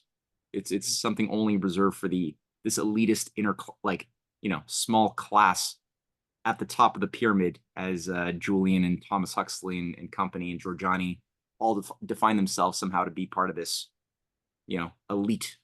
Yeah. But the idea of like actual love for humanity that Prometheus exhibited in Aeschylus, it's just not there at all. Like, there's nothing of the. I also wonder though, do these people ever get, like, it's not like they're ever organized by any of these ideas. Like, it's not like they're really encountering them, right? Like, they're in a very, they have their brainwashed since they're children, right? Yeah. So like, look at Alice and Julian. Like, it's just really driven into them from such an early age. But then it's not like they have plays like Aeschylus's Prometheus or whatnot today, like works where they're constantly being hit with this stuff and conversations are being had, right? That's technically that's technically forbidden, which is why we're making films now. Now we can make our own things, which is, I think that's very important. But yeah, it's just like, it's not, people are just not being introduced to these ideas, but they're just as potent, I'd say, when they are introduced. And yeah, we all have, limited time, limited resources. Life is fixed or is limited. So yeah, we do have to pick which ideas are the most high value and high return in terms of trying to get a upshift in how people think and confronting their own sort of customary prejudices about, like, culture, how it works on them, how it works on others. Amen. So let's open up for some Q&A. We have a little bit of time. Rick got in there with his digital hand. Rick, go for it. Oh yes, Matt. This is a question for you or Gosselin, Dave. I don't know who, but in the invitation, you had said that you had located Hesiod as coming from the satanic, the more Luciferian tradition. So I'm wondering, like, because he lived around the same time as Homer, and so as you talk about Plato and Aristotle being two sides of the two different versions of it, is Homer and Hesiod kind of like similar, like Homer being like Plato and Hesiod being like Aristotle before Aristotle and Plato, or is this the battle of the two systems 300 years prior? Can you explain explain a little bit about how Hesiod, because I just read his works in Days last night for the first time, so I was wondering if you could unpack that about how he comes from the Luciferian side. Dave. Well, I'd say no, in the sense that we're talking about archaic Greece. So the concepts that we're talking about, like when you're talking about classical Greece, this is very different than archaic Greece and archaic man. And that's kind of technically in my slide. Again, like I had this is just the first version of this presentation, but I had the slides of the archaic statues and classical Greek statue. They're worth sharing. This is just not a bad way to answer your question, I think. Let me know if you can see. Yeah, can you guys see that? Oh, Yes. yes, I can see that. I'll just Jorjani, LaRouche, they all observe the same thing.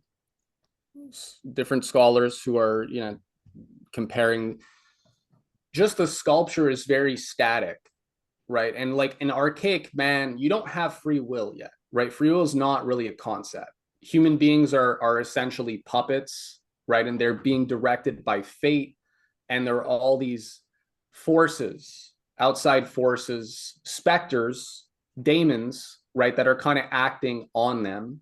And there's a tradition, right? And there's a nomos that's kind of shaping that. So yeah, like you don't have, I'd say, you don't have the same kind of dynamics that you have with like classical Greek civilization. But you have, I think that the oldest kind of oligarchical tradition, which you could say is satanic, is kind of just more associated with that earth worship idea, right? Where man and nature are not yet differentiated. Man is still a part of nature in the archaic sort of man. And even there, like occult forces, spiritual forces, and like the actual wind that will, uproot oaks, or the floods that will destroy your city. In terms of causality, those things are not yet distinguished.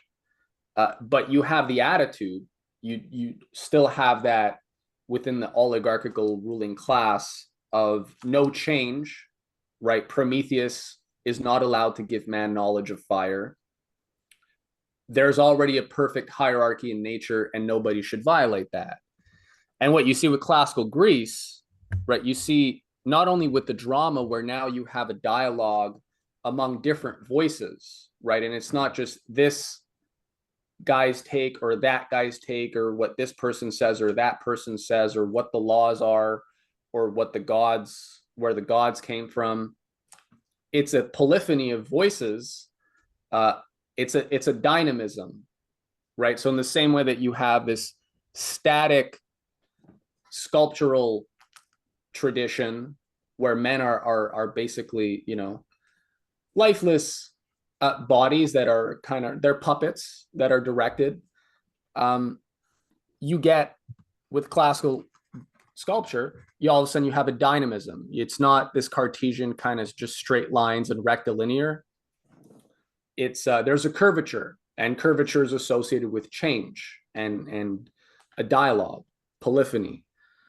So that's the big leap from archaic civilization to classical Greece, which is the cradle of modern Western civilization, where the concept of science, as the concept of modern science, is born out of Plato's Timaeus, right? Where even there, it's the same idea of there's a dynamism in nature. It's not about fixed objects or static objects like a tree, an ocean, a this and a that. Plato says that we should not think of fire, we should not refer to fire as and point at it as this fire, but we should say thus fire, because fire is a part of a spectrum of matter. And what in one point is fire, at another point could be water, right? Depending on what part of the spectrum sort of matter materializes itself in. So Plato had this idea of principles and a dynamism, and it was the mind of man that could recognize this kind of counterpoint and this change, where within a sort of system of unchanging principles and how they're manifesting in a changing world.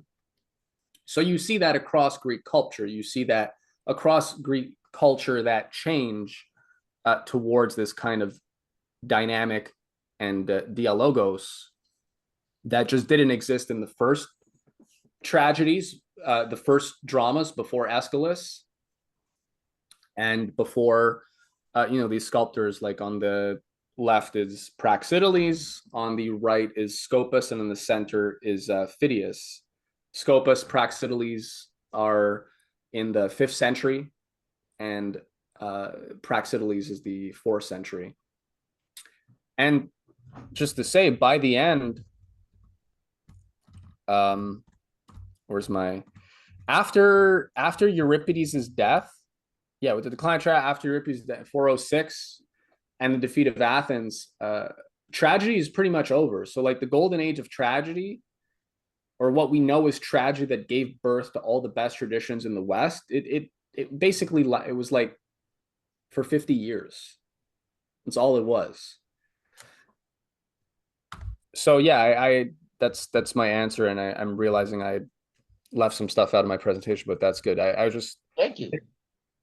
yeah, there's very few. I was supposed to end with the fact that there are very few people who understand the Promethean question, but I think that makes it interesting because you have who are historical examples of Prometheans. You have Benjamin Franklin, who's called the modern American Prometheus, architect of the American Revolution, in flanking and overthrowing, kicking the British Empire out and establishing a sovereign modern republic. You have the founder of classical Greek tragedy, Aeschylus, clearly a Promethean, wrote the seminal, Promethean drama. And I'd say Jesus was a Promethean. And, what was he challenging? The Roman Empire. And how was he challenging it? It was that, there had to be a change in the heart of man before, you start thinking about picking up a sword or changing the regime.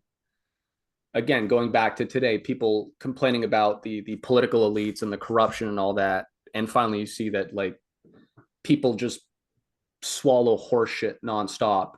And it's just nobody says anything about it, right? It's just like, it's okay. Let's just keep blaming politicians, and nobody's really taking accountability. So I think Jesus's approach is more Promethean in that, people had to be challenged as well. And so then it's like, well, what images are you going to use to challenge people? The Promethean one is arguably the most strategic and the best one. And of course, there's Beethoven, who, the ultimate composer, right? The guy who took music further than anyone else. And he actually wrote a ballet called The Creatures of Prometheus, which was then also, it's the themes, some of the musical themes from that ballet are incorporated into one of his symphonies. I forget, one of his pieces. I forget which one. I think I saw Adam seated in the audience. So I do know he knows. Anyways, I'll stop there. Can I say something? Can I make an observation? You can do a follow-up. Yeah, go ahead. You mentioned modern day Prometheans, and when you were talking about the story of how Prometheus helped Zeus, but then Zeus punished him, that reminds me a lot of African dramas in politics today, where you have in a revolution, you have several different political figures, but then one gets to power and then suppresses his friend, his ally who helped him. So there's like, kind of like the Miga versus Ibrahim Traore in Burkina Faso, and Ibrahim Traore is like the Promethean figure of that drama today. But then his former ally, who was in power before, who did the coup before, was trying to overthrow him to revert back to French neo-colonial rule. So you have these power struggles. The story reminds me of that. It's kind of everywhere. I mean, I didn't even, again, I skipped over slides. It actually, the Prometheus story appears to predate Greece and actually originates in Georgia. They have the Amirani tales, which is literally a guy who steals fire from the gods, gives it to mankind, teaches man metallurgy, and he's punished by being chained to a rock in the Caucasus Mountains and has an eagle attacking him. Georgia's actually in the Caucasus regions, though. So the myth seems to actually, technically, geographically, it seems to line more with that area. And so it goes back even more. It goes back like Dogon too. Huh? Dogon culture in Mali, it's in there. There's a blacksmith, our line descended from a man or god who brought a chunk of molten iron down from the sun. Right. Stole it. So you have variations, and which one was the first, I mean, can't always be sure, but there's a principle there, and it's probably more useful in understanding much of what we see in the world than, a lot of the more convenient and popular narratives. So yeah. Doesn't get old. Okay, Nothing Dave, you mentioned me, so I was otherwise occupied, but yeah, What was the you're word? right. Beethoven incorporated the Prometheus theme into the last movement of his third symphony, which is called the Eroica. Oh, right.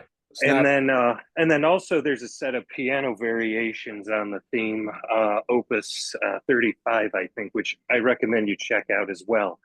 But yeah, it appears all throughout his work, almost like an obsession. Yeah, no, Beethoven was a very conscious Promethean figure. So, I mean, even though we gave like 4 examples there, they're kind of, they're a different kind of example, right? They're having a different kind of impact on history. So yeah, they're useful. You know, Beethoven biographies, always great as well. All these Benjamin Franklin biography, Matt's always told me I had to read that. Still never read it, but yeah, I hear it's good. Yeah, it's all right. You gotta read that book. You haven't read that yet? Yeah, but I'm already on their side. No, I'm kidding. Yeah, okay, all right. Yeah. he I'm won you picking over my by default battles. anyway. I'm picking my battles. Yeah. What do you think of the Percy Shelley? Who's Brett? Oh, Brett will be asking a question shortly, and so will Monty. But I just want to jump in here quickly. What do you think of Percy Shelley's treatment of Prometheus? I mean, it's got good parts. It's not like the most polished work. Seems to be he was kind of in a rush to finish it. And yeah, he doesn't think that Prometheus he couldn't allow Prometheus and Zeus to reconcile, that Prometheus would reconcile with the tyrant. So yeah, I mean, he gets freed by Hercules, and it's still good. Like Shelley, even if it's not his best work, it has some very nice passages and some memorable lines. And yeah, it's very conscious though. It's a very clear, like Shelley is another example of a Promethean for sure. Yeah, he was organizing others. Yeah, Shelley was, getting his hands.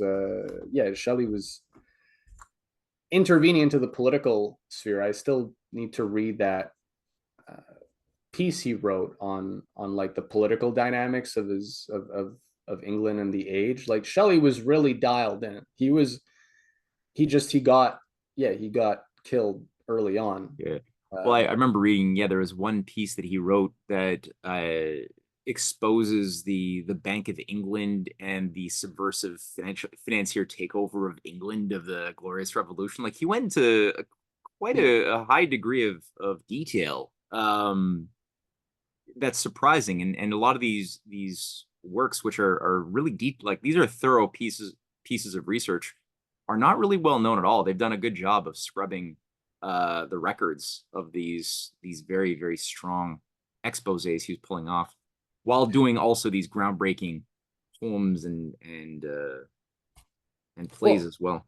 Yeah, well, they always want to always want to obscure this people have very conscious Promethean identity, right? They always like Beethoven was a romantic composer, right? As if like that's and like again, the interpretation that a lot of people will take of the Prometheus is more the second one, that Prometheus was a rebel or a tragic figure, right? Because he got punished for kind of doing the right thing, but like he had a mouth on him, so it's kind of like, you see spiritually, I've seen this too many times to not, like, people are just not able to think about the Prometheus myth like beyond that, because their identities are not there. It's like they're still like at the make a deal, or like I'm reaping benefits. I can't they're not ready to rock the boat. They're scared. All right, Monty. Yes, David, much appreciated. And I appreciate your reference to Lyndon LaRouche on his observations of the 3 different identities or portrayals of Prometheus. And one of my observations in that regard, it's a very sad and pathetic irony that a breakaway group from LaRouche goes under the moniker of Promethean action. and they're receiving out of nowhere hundreds of thousands of followers. I think it's just through a manipulation of algorithms, because they're promoting Trump of all things as a new Prometheus. And it's I can't imagine what the motivation is, other than something of a pathos within themselves or whatever. But I agree that Prometheus, as you said, is a significant figure in world history. And it's just my observation. This is being played in such a manner as to attempt to promote Trump, of all things, as a new Prometheus, and when in fact it's more of a Zeus figure. I just said that's why it's interesting to pay, like, a lot of people, the transhumanists use it as well, surprisingly. I didn't think they leaned in as much as they actually do on it, because it is a potent story. But yeah, that's why I think people just need to be able to distinguish, like, there's many different treatments of a story. And I think for some, like, I'm thinking more about, like, the more conservative people, where they're like, yeah, no, Prometheus should not have upset the order. Like, I see that among Christian, kind of like more traditionalist minded people, that they don't kind of really understand that, when Aeschylus was writing Prometheus, like, Prometheus was written between like 450 and like 470 or something. There had been the battle at Marathon that Aeschylus fought in 490. Then there was Plataea, and the third one in 80 and 79 against the Persians, right? So, like, he picked that myth because they were fighting an oligarchy. They were fighting this old Persian imperial thing, which, as we know, was subverted. Babylon sort of played a role in creating the Persian Empire. So, like, these Greek city-states were they were fighting this, like, this Hydra, this giant evil monster Hydra thing. But they just can't connect with the Prometheus image, because they're like, well, it's upsetting the order, right? That Hesiod is saying, like, you should never upset. And so Prometheus just remains for them a cautionary tale. But it's like, that's tragic. I'd say that's tragic that they just can't think about it in any other way. And it's like, obviously that's a tell on, like, how they're able to use their creative powers or insights, because they're just not able to tap into that higher level, which is based on, as Prometheus, is a love for mankind, right? And it's not being afraid to, spit in the face of Zeus if you have to. But yeah, so yeah, it's a spiritual thing. I'd say it's interesting that, like, how people react to the Prometheus image is really a spiritual thing. And you can see that the people who really received it, Benjamin Franklin, Beethoven, Aeschylus, obviously inspired himself by the story. They are the operators on the highest level, right? They're able to, like, organize revolutions against empires, right? They're able to actually beat back globally extended empires and organize the population. And they're able, like Beethoven, to awaken something in the people that they didn't even know was there. That's what Shelley as well in his defense of poetry is talking about, that there's, certain periods where people are not receptive to just ideas in general. They're just more, again, you have the abundance, things are going well, but then there's moments of crises where all of a sudden certain ideas or images are, more resonant. So yeah, you just have to be dialed in. And yeah, it's definitely a spiritual question, I'd say. Yeah, thank you very much, David. I just see some are willing to make a deal with the devil, I suppose, and so forth. It is a spiritual thing. And nothing new under the sun. Nothing new under the sun. Nope. Yeah, we do under the sun, is what we choose to do is up to us. But yeah, nothing new under the sun. All right, we got a question from, or a thought to be shared from Brett Walters. Brett. Hi, thanks for the presentation, David. Hey.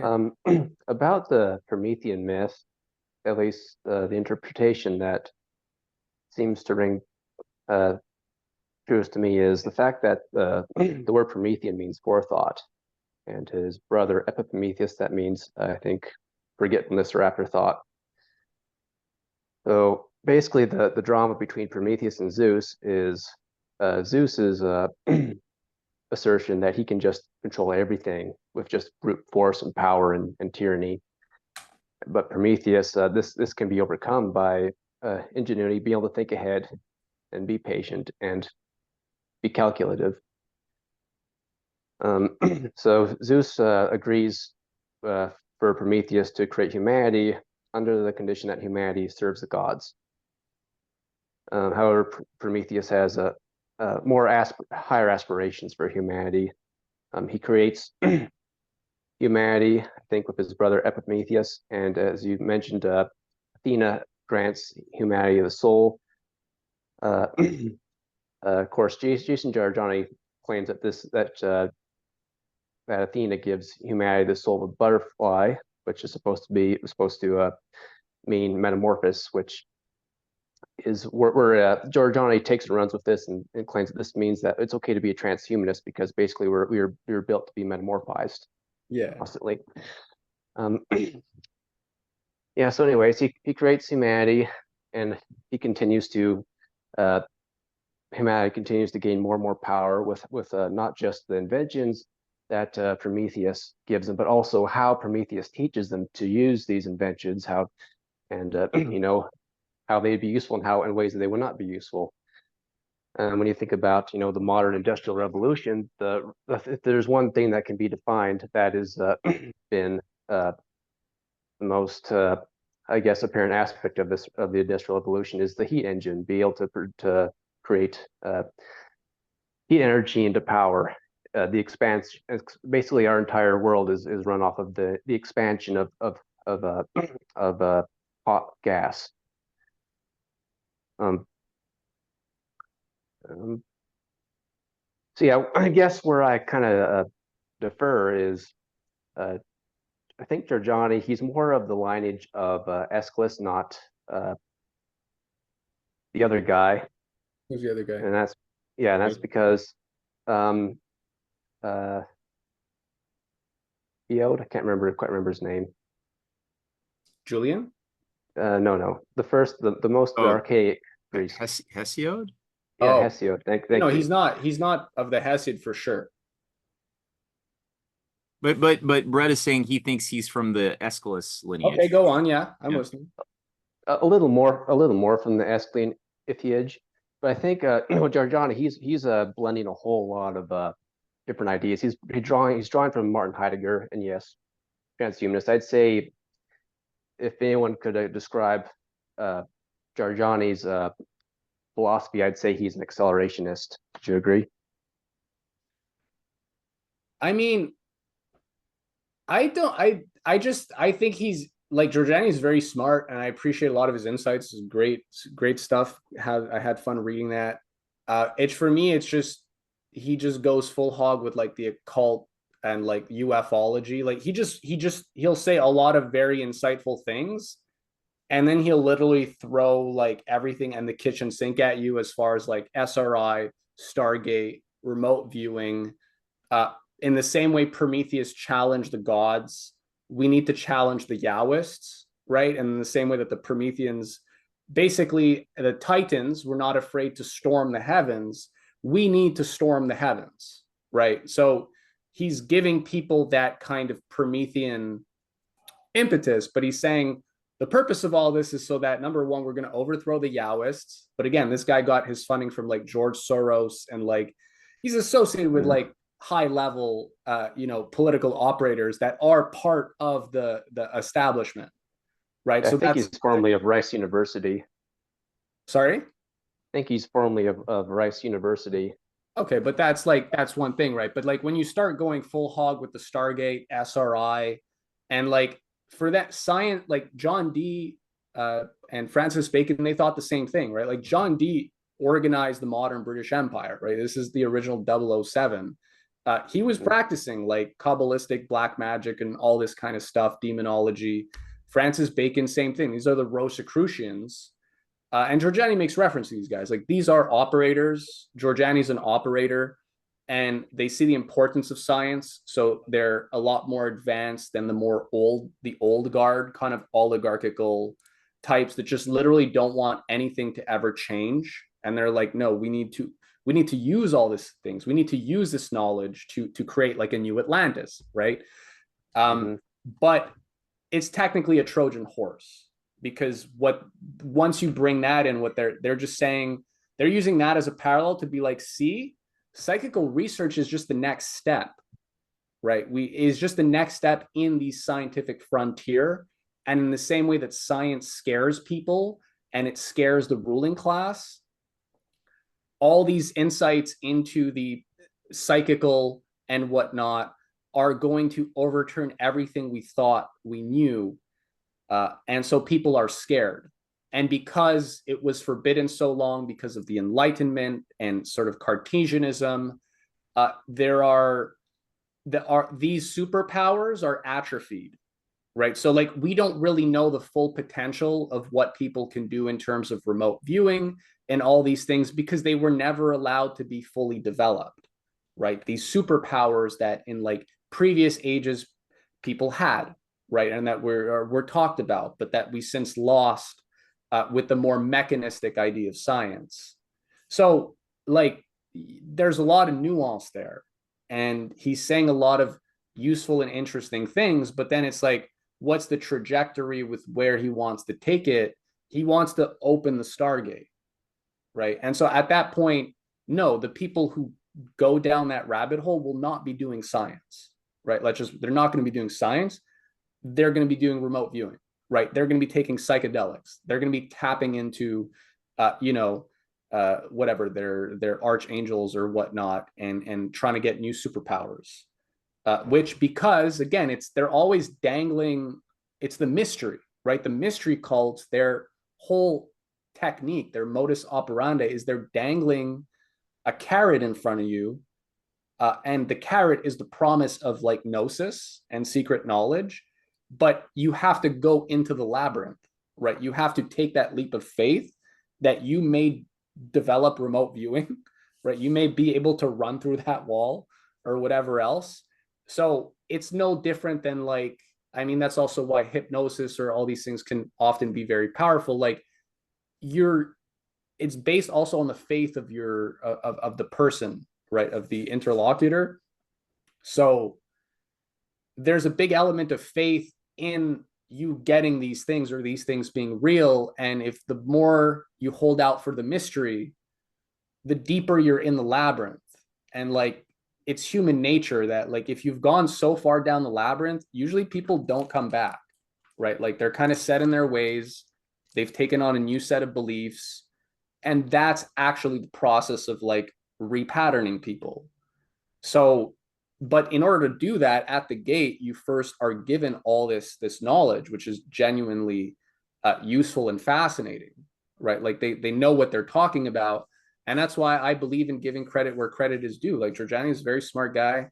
I admire him in the same way like I admire Aldous Huxley. You know, one of my favorite quotes is Huxley's quote, where he says, if most people remain ignorant of themselves, it is because self-knowledge is painful and people prefer the pleasure of illusion. That's a great quote, right? And that really hits home for a lot of people. So yeah, we that's where we just have to be careful. But I do think they're much smarter, right? They put to shame a lot of the people who were supposed to be entrusted with guarding Western civilization's most sacred traditions and knowledge. You know, whether it's like, you know, the teachings of Jesus, whether it's the understanding of the classics, like they have a bit more, these kind of Luciferian types, they have more initiative, and they're quite creative. They have imagination that is not really allowed to be fostered in standard institutions or just institutions that have been around for a while, right? That's always difficulty, whether it's church or whatnot. Like, everything is so set in stone that it's like almost impossible to make changes, even if they're like deeply necessary. And yeah, so it's complicated, but that's why, like, I think we really do need to understand, we need to get the story straight, and we cannot be beholden to like sacred stories in a way that's going to like prevent us from like making important leaps in the way spiritually, intellectually, the way Benjamin Franklin did, the way a Beethoven did, and the way an Aeschylus did, right? Like these are the top dogs. Like these are the best kind of examples, and you just see they don't fall for traps the way like most people do. Beethoven was going to dedicate his symphony to Napoleon. The guy put a crown on his head. Beethoven ripped that shit up, and he renamed it.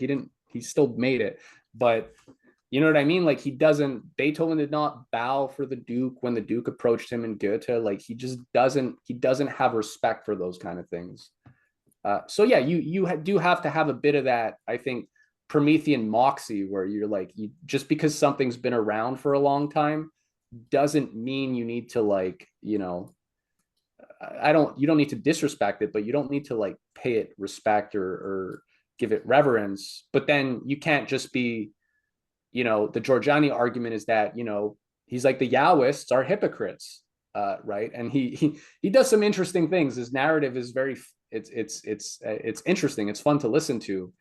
But then he's just saying we got to storm the heavens, and he's just trying to recruit you to a Luciferian rebellion, which is not, you know, it's like the Apollonian or Dionysian, you know, like you're just going to overthrow the kind of rigid moralistic structure to just unleash like a new kind of like, you know, accelerationist, transhumanist occult. That like, what's that going to look like once we're in accelerate society where people are like practicing black magic?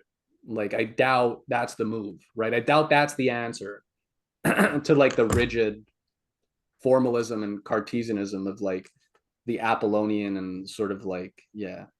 So yeah, we just got to like not fall into these dualities, ironically, that Jorjani is saying we should, you know, be wary of, but then they give you a duality finally. Mm-hmm.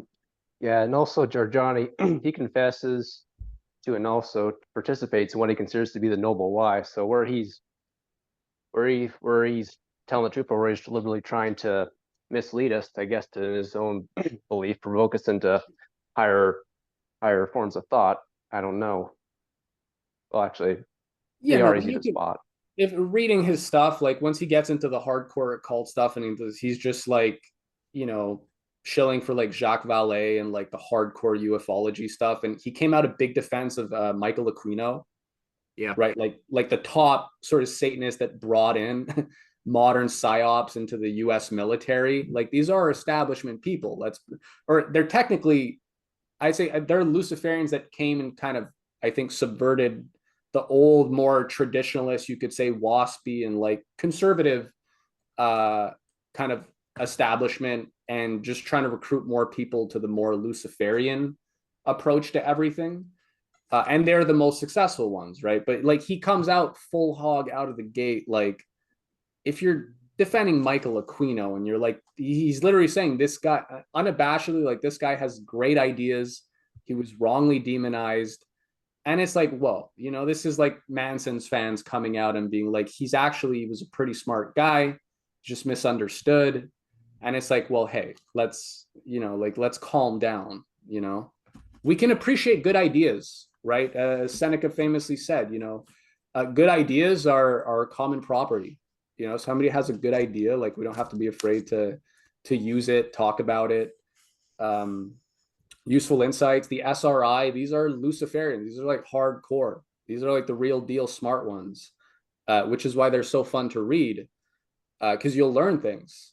And they've done a lot of research and they've thought a lot about things, that they're not just relying on frameworks, right? They're not relying on prefab. They're trying to solve big problems. So yeah, it's useful. And I think people don't read these guys enough. And that's why so many people are just out of the loop in terms of like how the bad guys can be successful. It's because, well, like, yeah, you're not giving them their credit. And at the same time, like, you know, the devil always overplays his hand. Like they also, like, they have very like obvious blind spots that like are so easy to point out, and yet like, but a lot of people are just kind of taken by the fact that they are very eloquent. The devil is charming, right? The devil is very intelligent. You'll have a great conversationalists, right? Like you'll have a great time. You'll have like a supper, with Satan is like, you're going to talk about all sorts of fun stories, laugh, it's going to be a hoot. But the other stuff comes after, right? Like it's just that like a later, conversations, and it's just like a throwaway remark. And you're like, well, what did that mean? Mm-hmm. I'd say where Jorjani is the most informative, at least to me, was his insight into regime change operations, because as you might know, he was a member of the Persian Renaissance organization, one that was was trying to overthrow the Iranian government there for a while. He also, I'd say he way overestimates himself. Like I read his book Psychotron, and where he casts himself as a character in the science fiction book, and he claims that that the book just about broke people. Well, it didn't break me. I mean, the sex scenes almost did. One, because I don't really enjoy pages and pages of graphic of sex description, and two, I know that Jorjani is not exactly the front covered Harlequin romance novel. Right. Thanks, Dave, or yes, David. Thanks, man. Where are you located? North Idaho. North Idaho. Shout out. Okay, cool. Yeah, I didn't realize that he wrote a book full of this. This is a fiction book. This thing that you just described with the sex scenes and stuff. This is, or is he?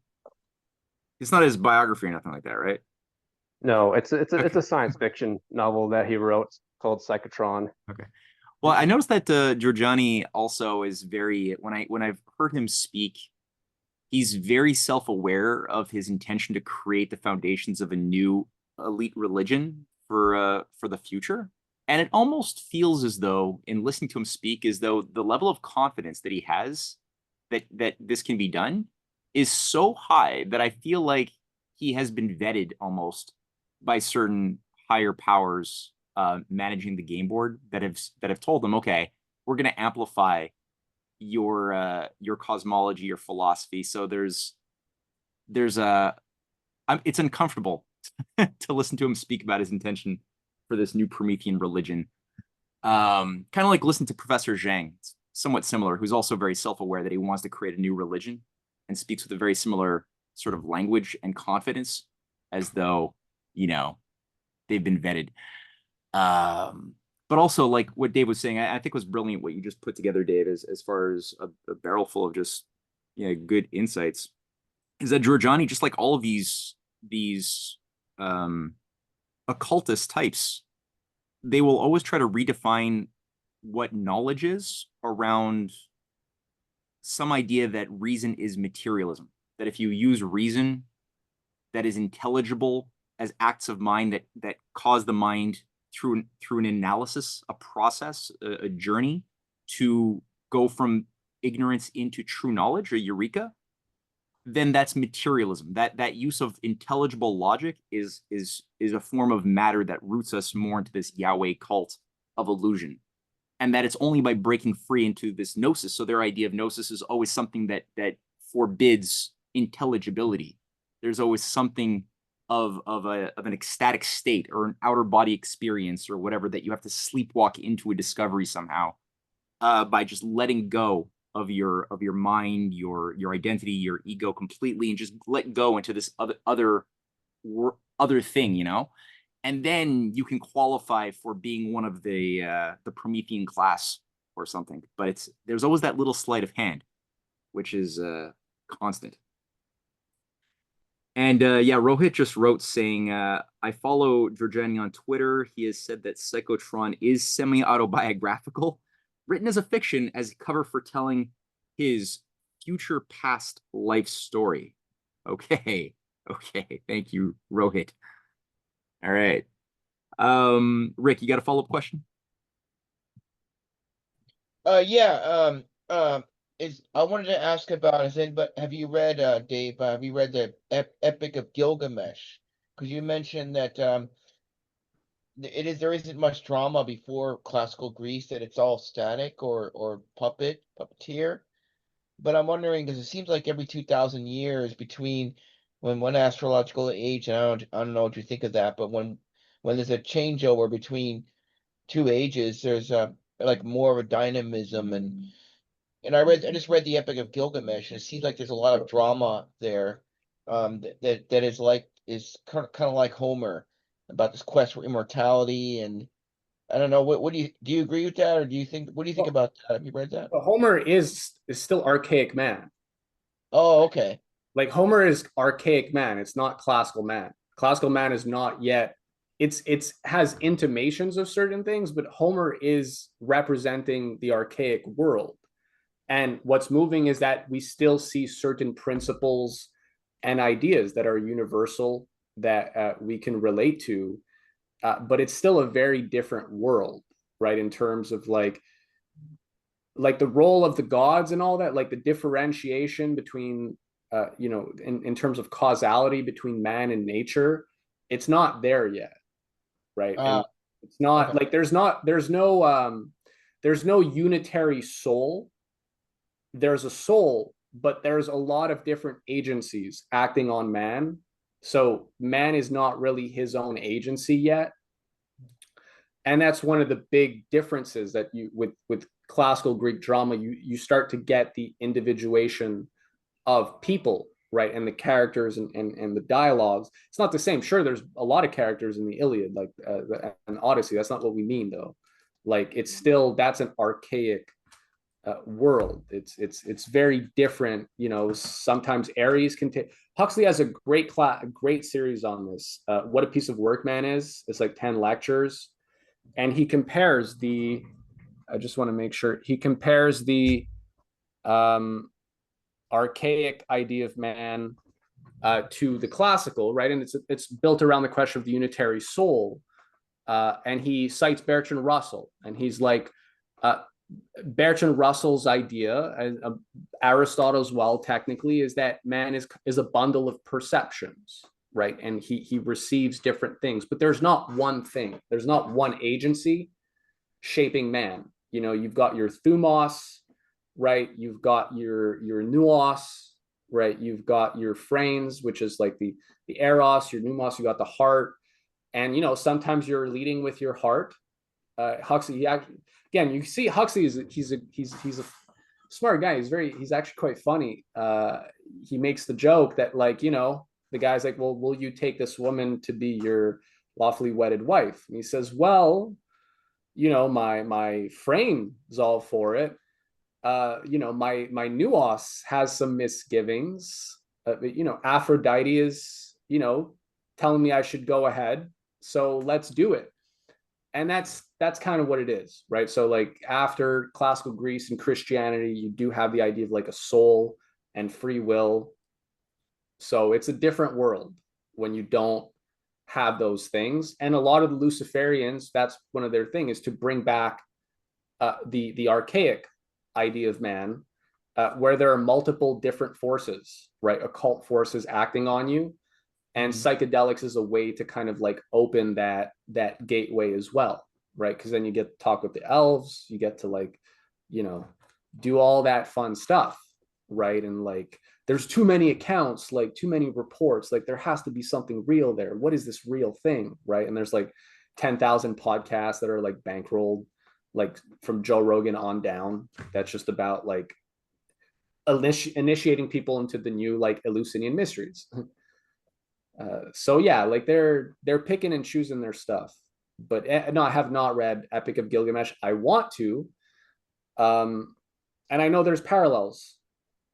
I still want to know what is difference with the snake in the Babylonian, and I don't know if it's in the Epic of Gilgamesh. It's in the Erdugenesis. I need to read that, right? Because there's the Genesis, Old Testament version, then there's Erdugenesis, which is associated with like the Epic of Gilgamesh or like the Babylonian tradition. I would like to know. Yeah, there's differences, but there's a lot of parallels. I'd like to compare those at some point.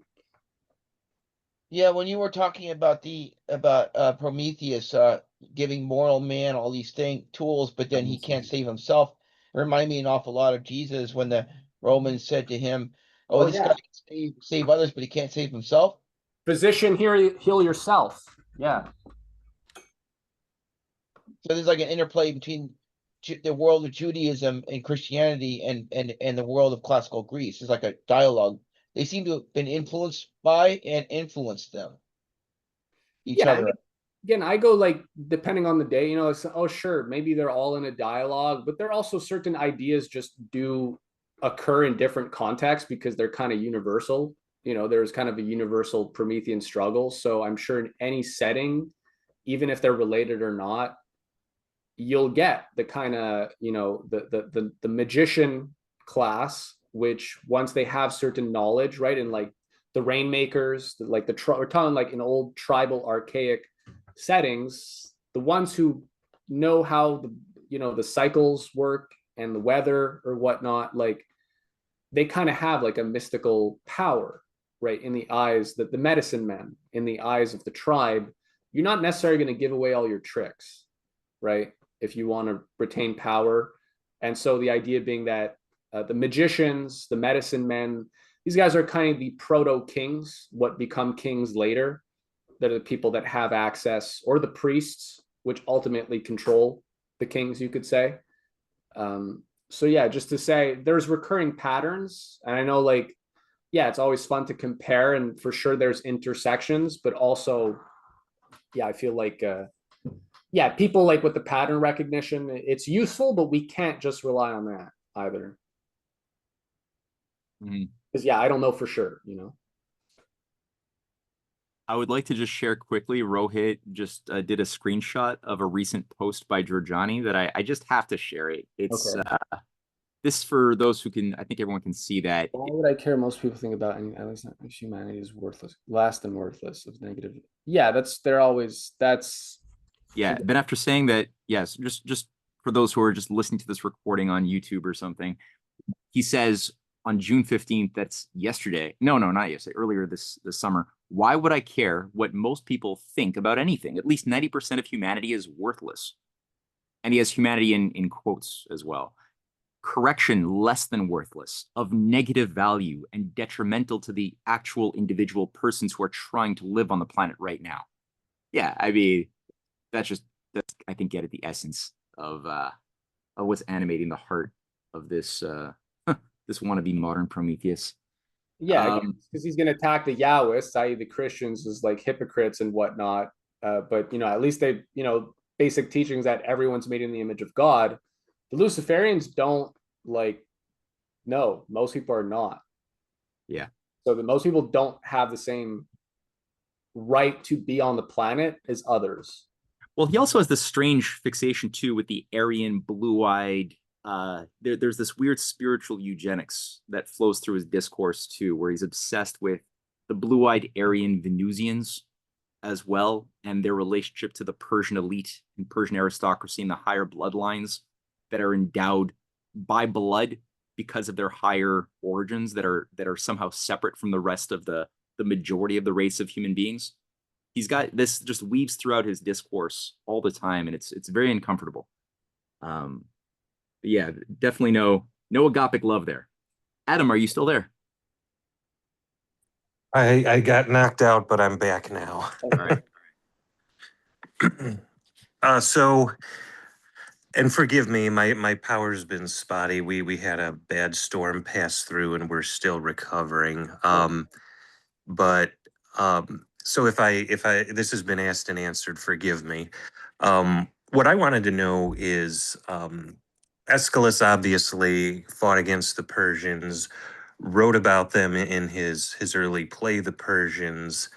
And we know the Persians both then, especially then, were Zoroastrians, which were fire worshippers. And I don't know, Dave, if you see an element of a dialogue in his Prometheus plays where he's saying, no, you say you worship the fire, but this is what the fire actually is, and we worship the true fire. Is that a valid take, and do you see it in Aeschylus? Well, yeah, no, I did actually think about that, and even I haven't read the Persians in a while, but when I was reading even Jorjani talking about it, I mean, the observation is that Aeschylus isn't exactly like, he's not treating them as like a pure evil, right? It's kind of like there's a tragic element to the king and all that. So yeah, is he kind of trying to extend an olive branch? Is later like Xenophon, right? That he allied himself with a certain portion of the Persian. Like, were they trying to organize some of it, like to try and find the better elements and try to organize them? That seems very possible. That seems in line with Aeschylus's philosophy, right? When justice and power link arms, right? What could be stronger? Um, yeah, so that definitely, that seems like as well. Yeah, the higher level Prometheans, I'd say they are trying to organize the leadership, and like they actually have the ability to organize people in the leadership. Like they're savvy enough, and they're coming at it from a high enough level that you can maybe, yeah, you can maybe hope for some people to actually have some kind of conversion.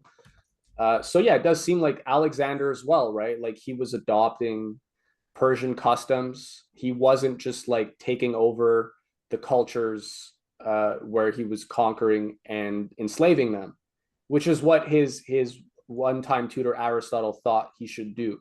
Aristotle thought that like uh, captives should be treated like plants or animals, like they're just vegetation, like you don't care what they think or do.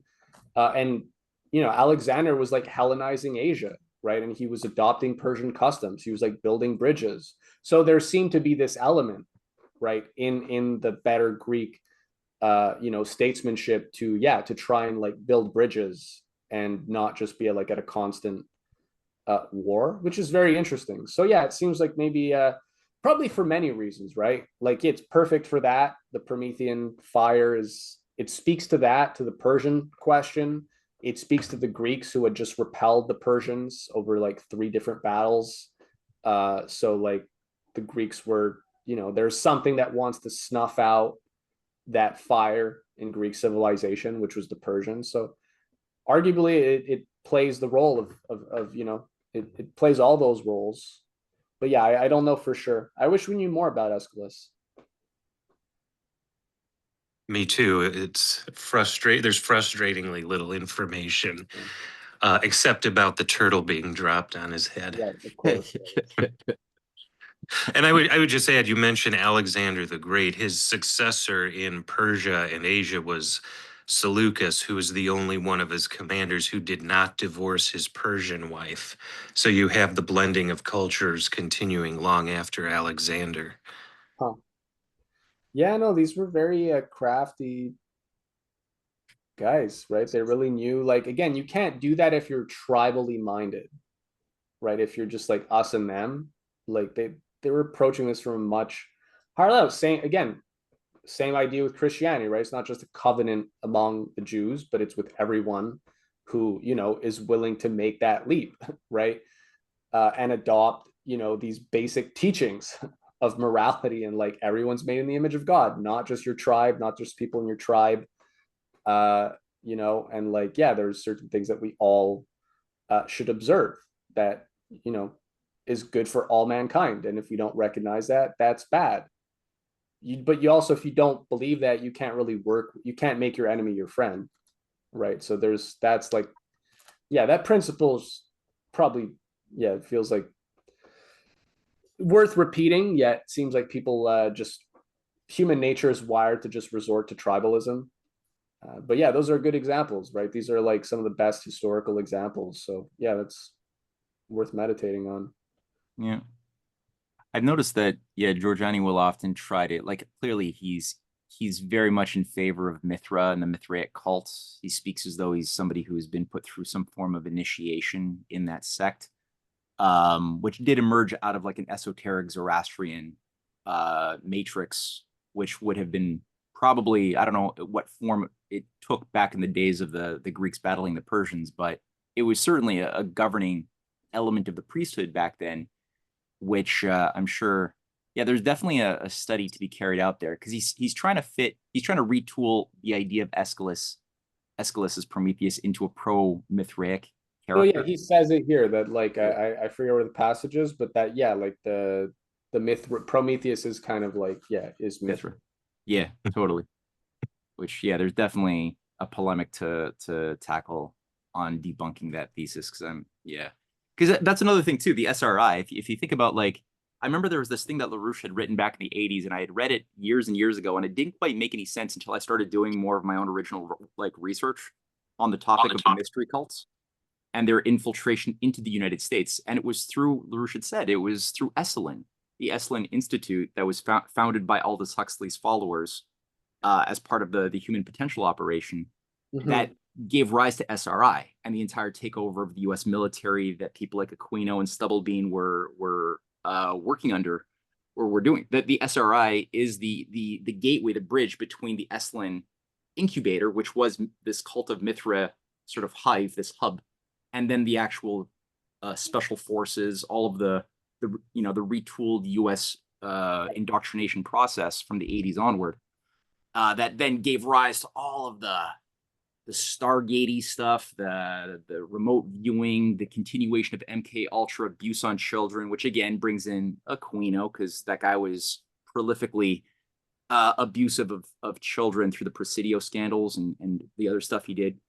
But then so it kind of brings it full circle as far as what Jorjani is assigned to continue to advance, knowing that there was this Mithraic operation that was trying to take over Greece, right? That failed in that form. It kind of took on another form centuries later, and have taken or have infiltrated the United States by bringing in exactly what was being done by these ISIS worshippers back in the 19th century around William James, who was the president of the Society for Psychical Research and all of these ghost chasers and stuff, who was training John Dewey and what have you.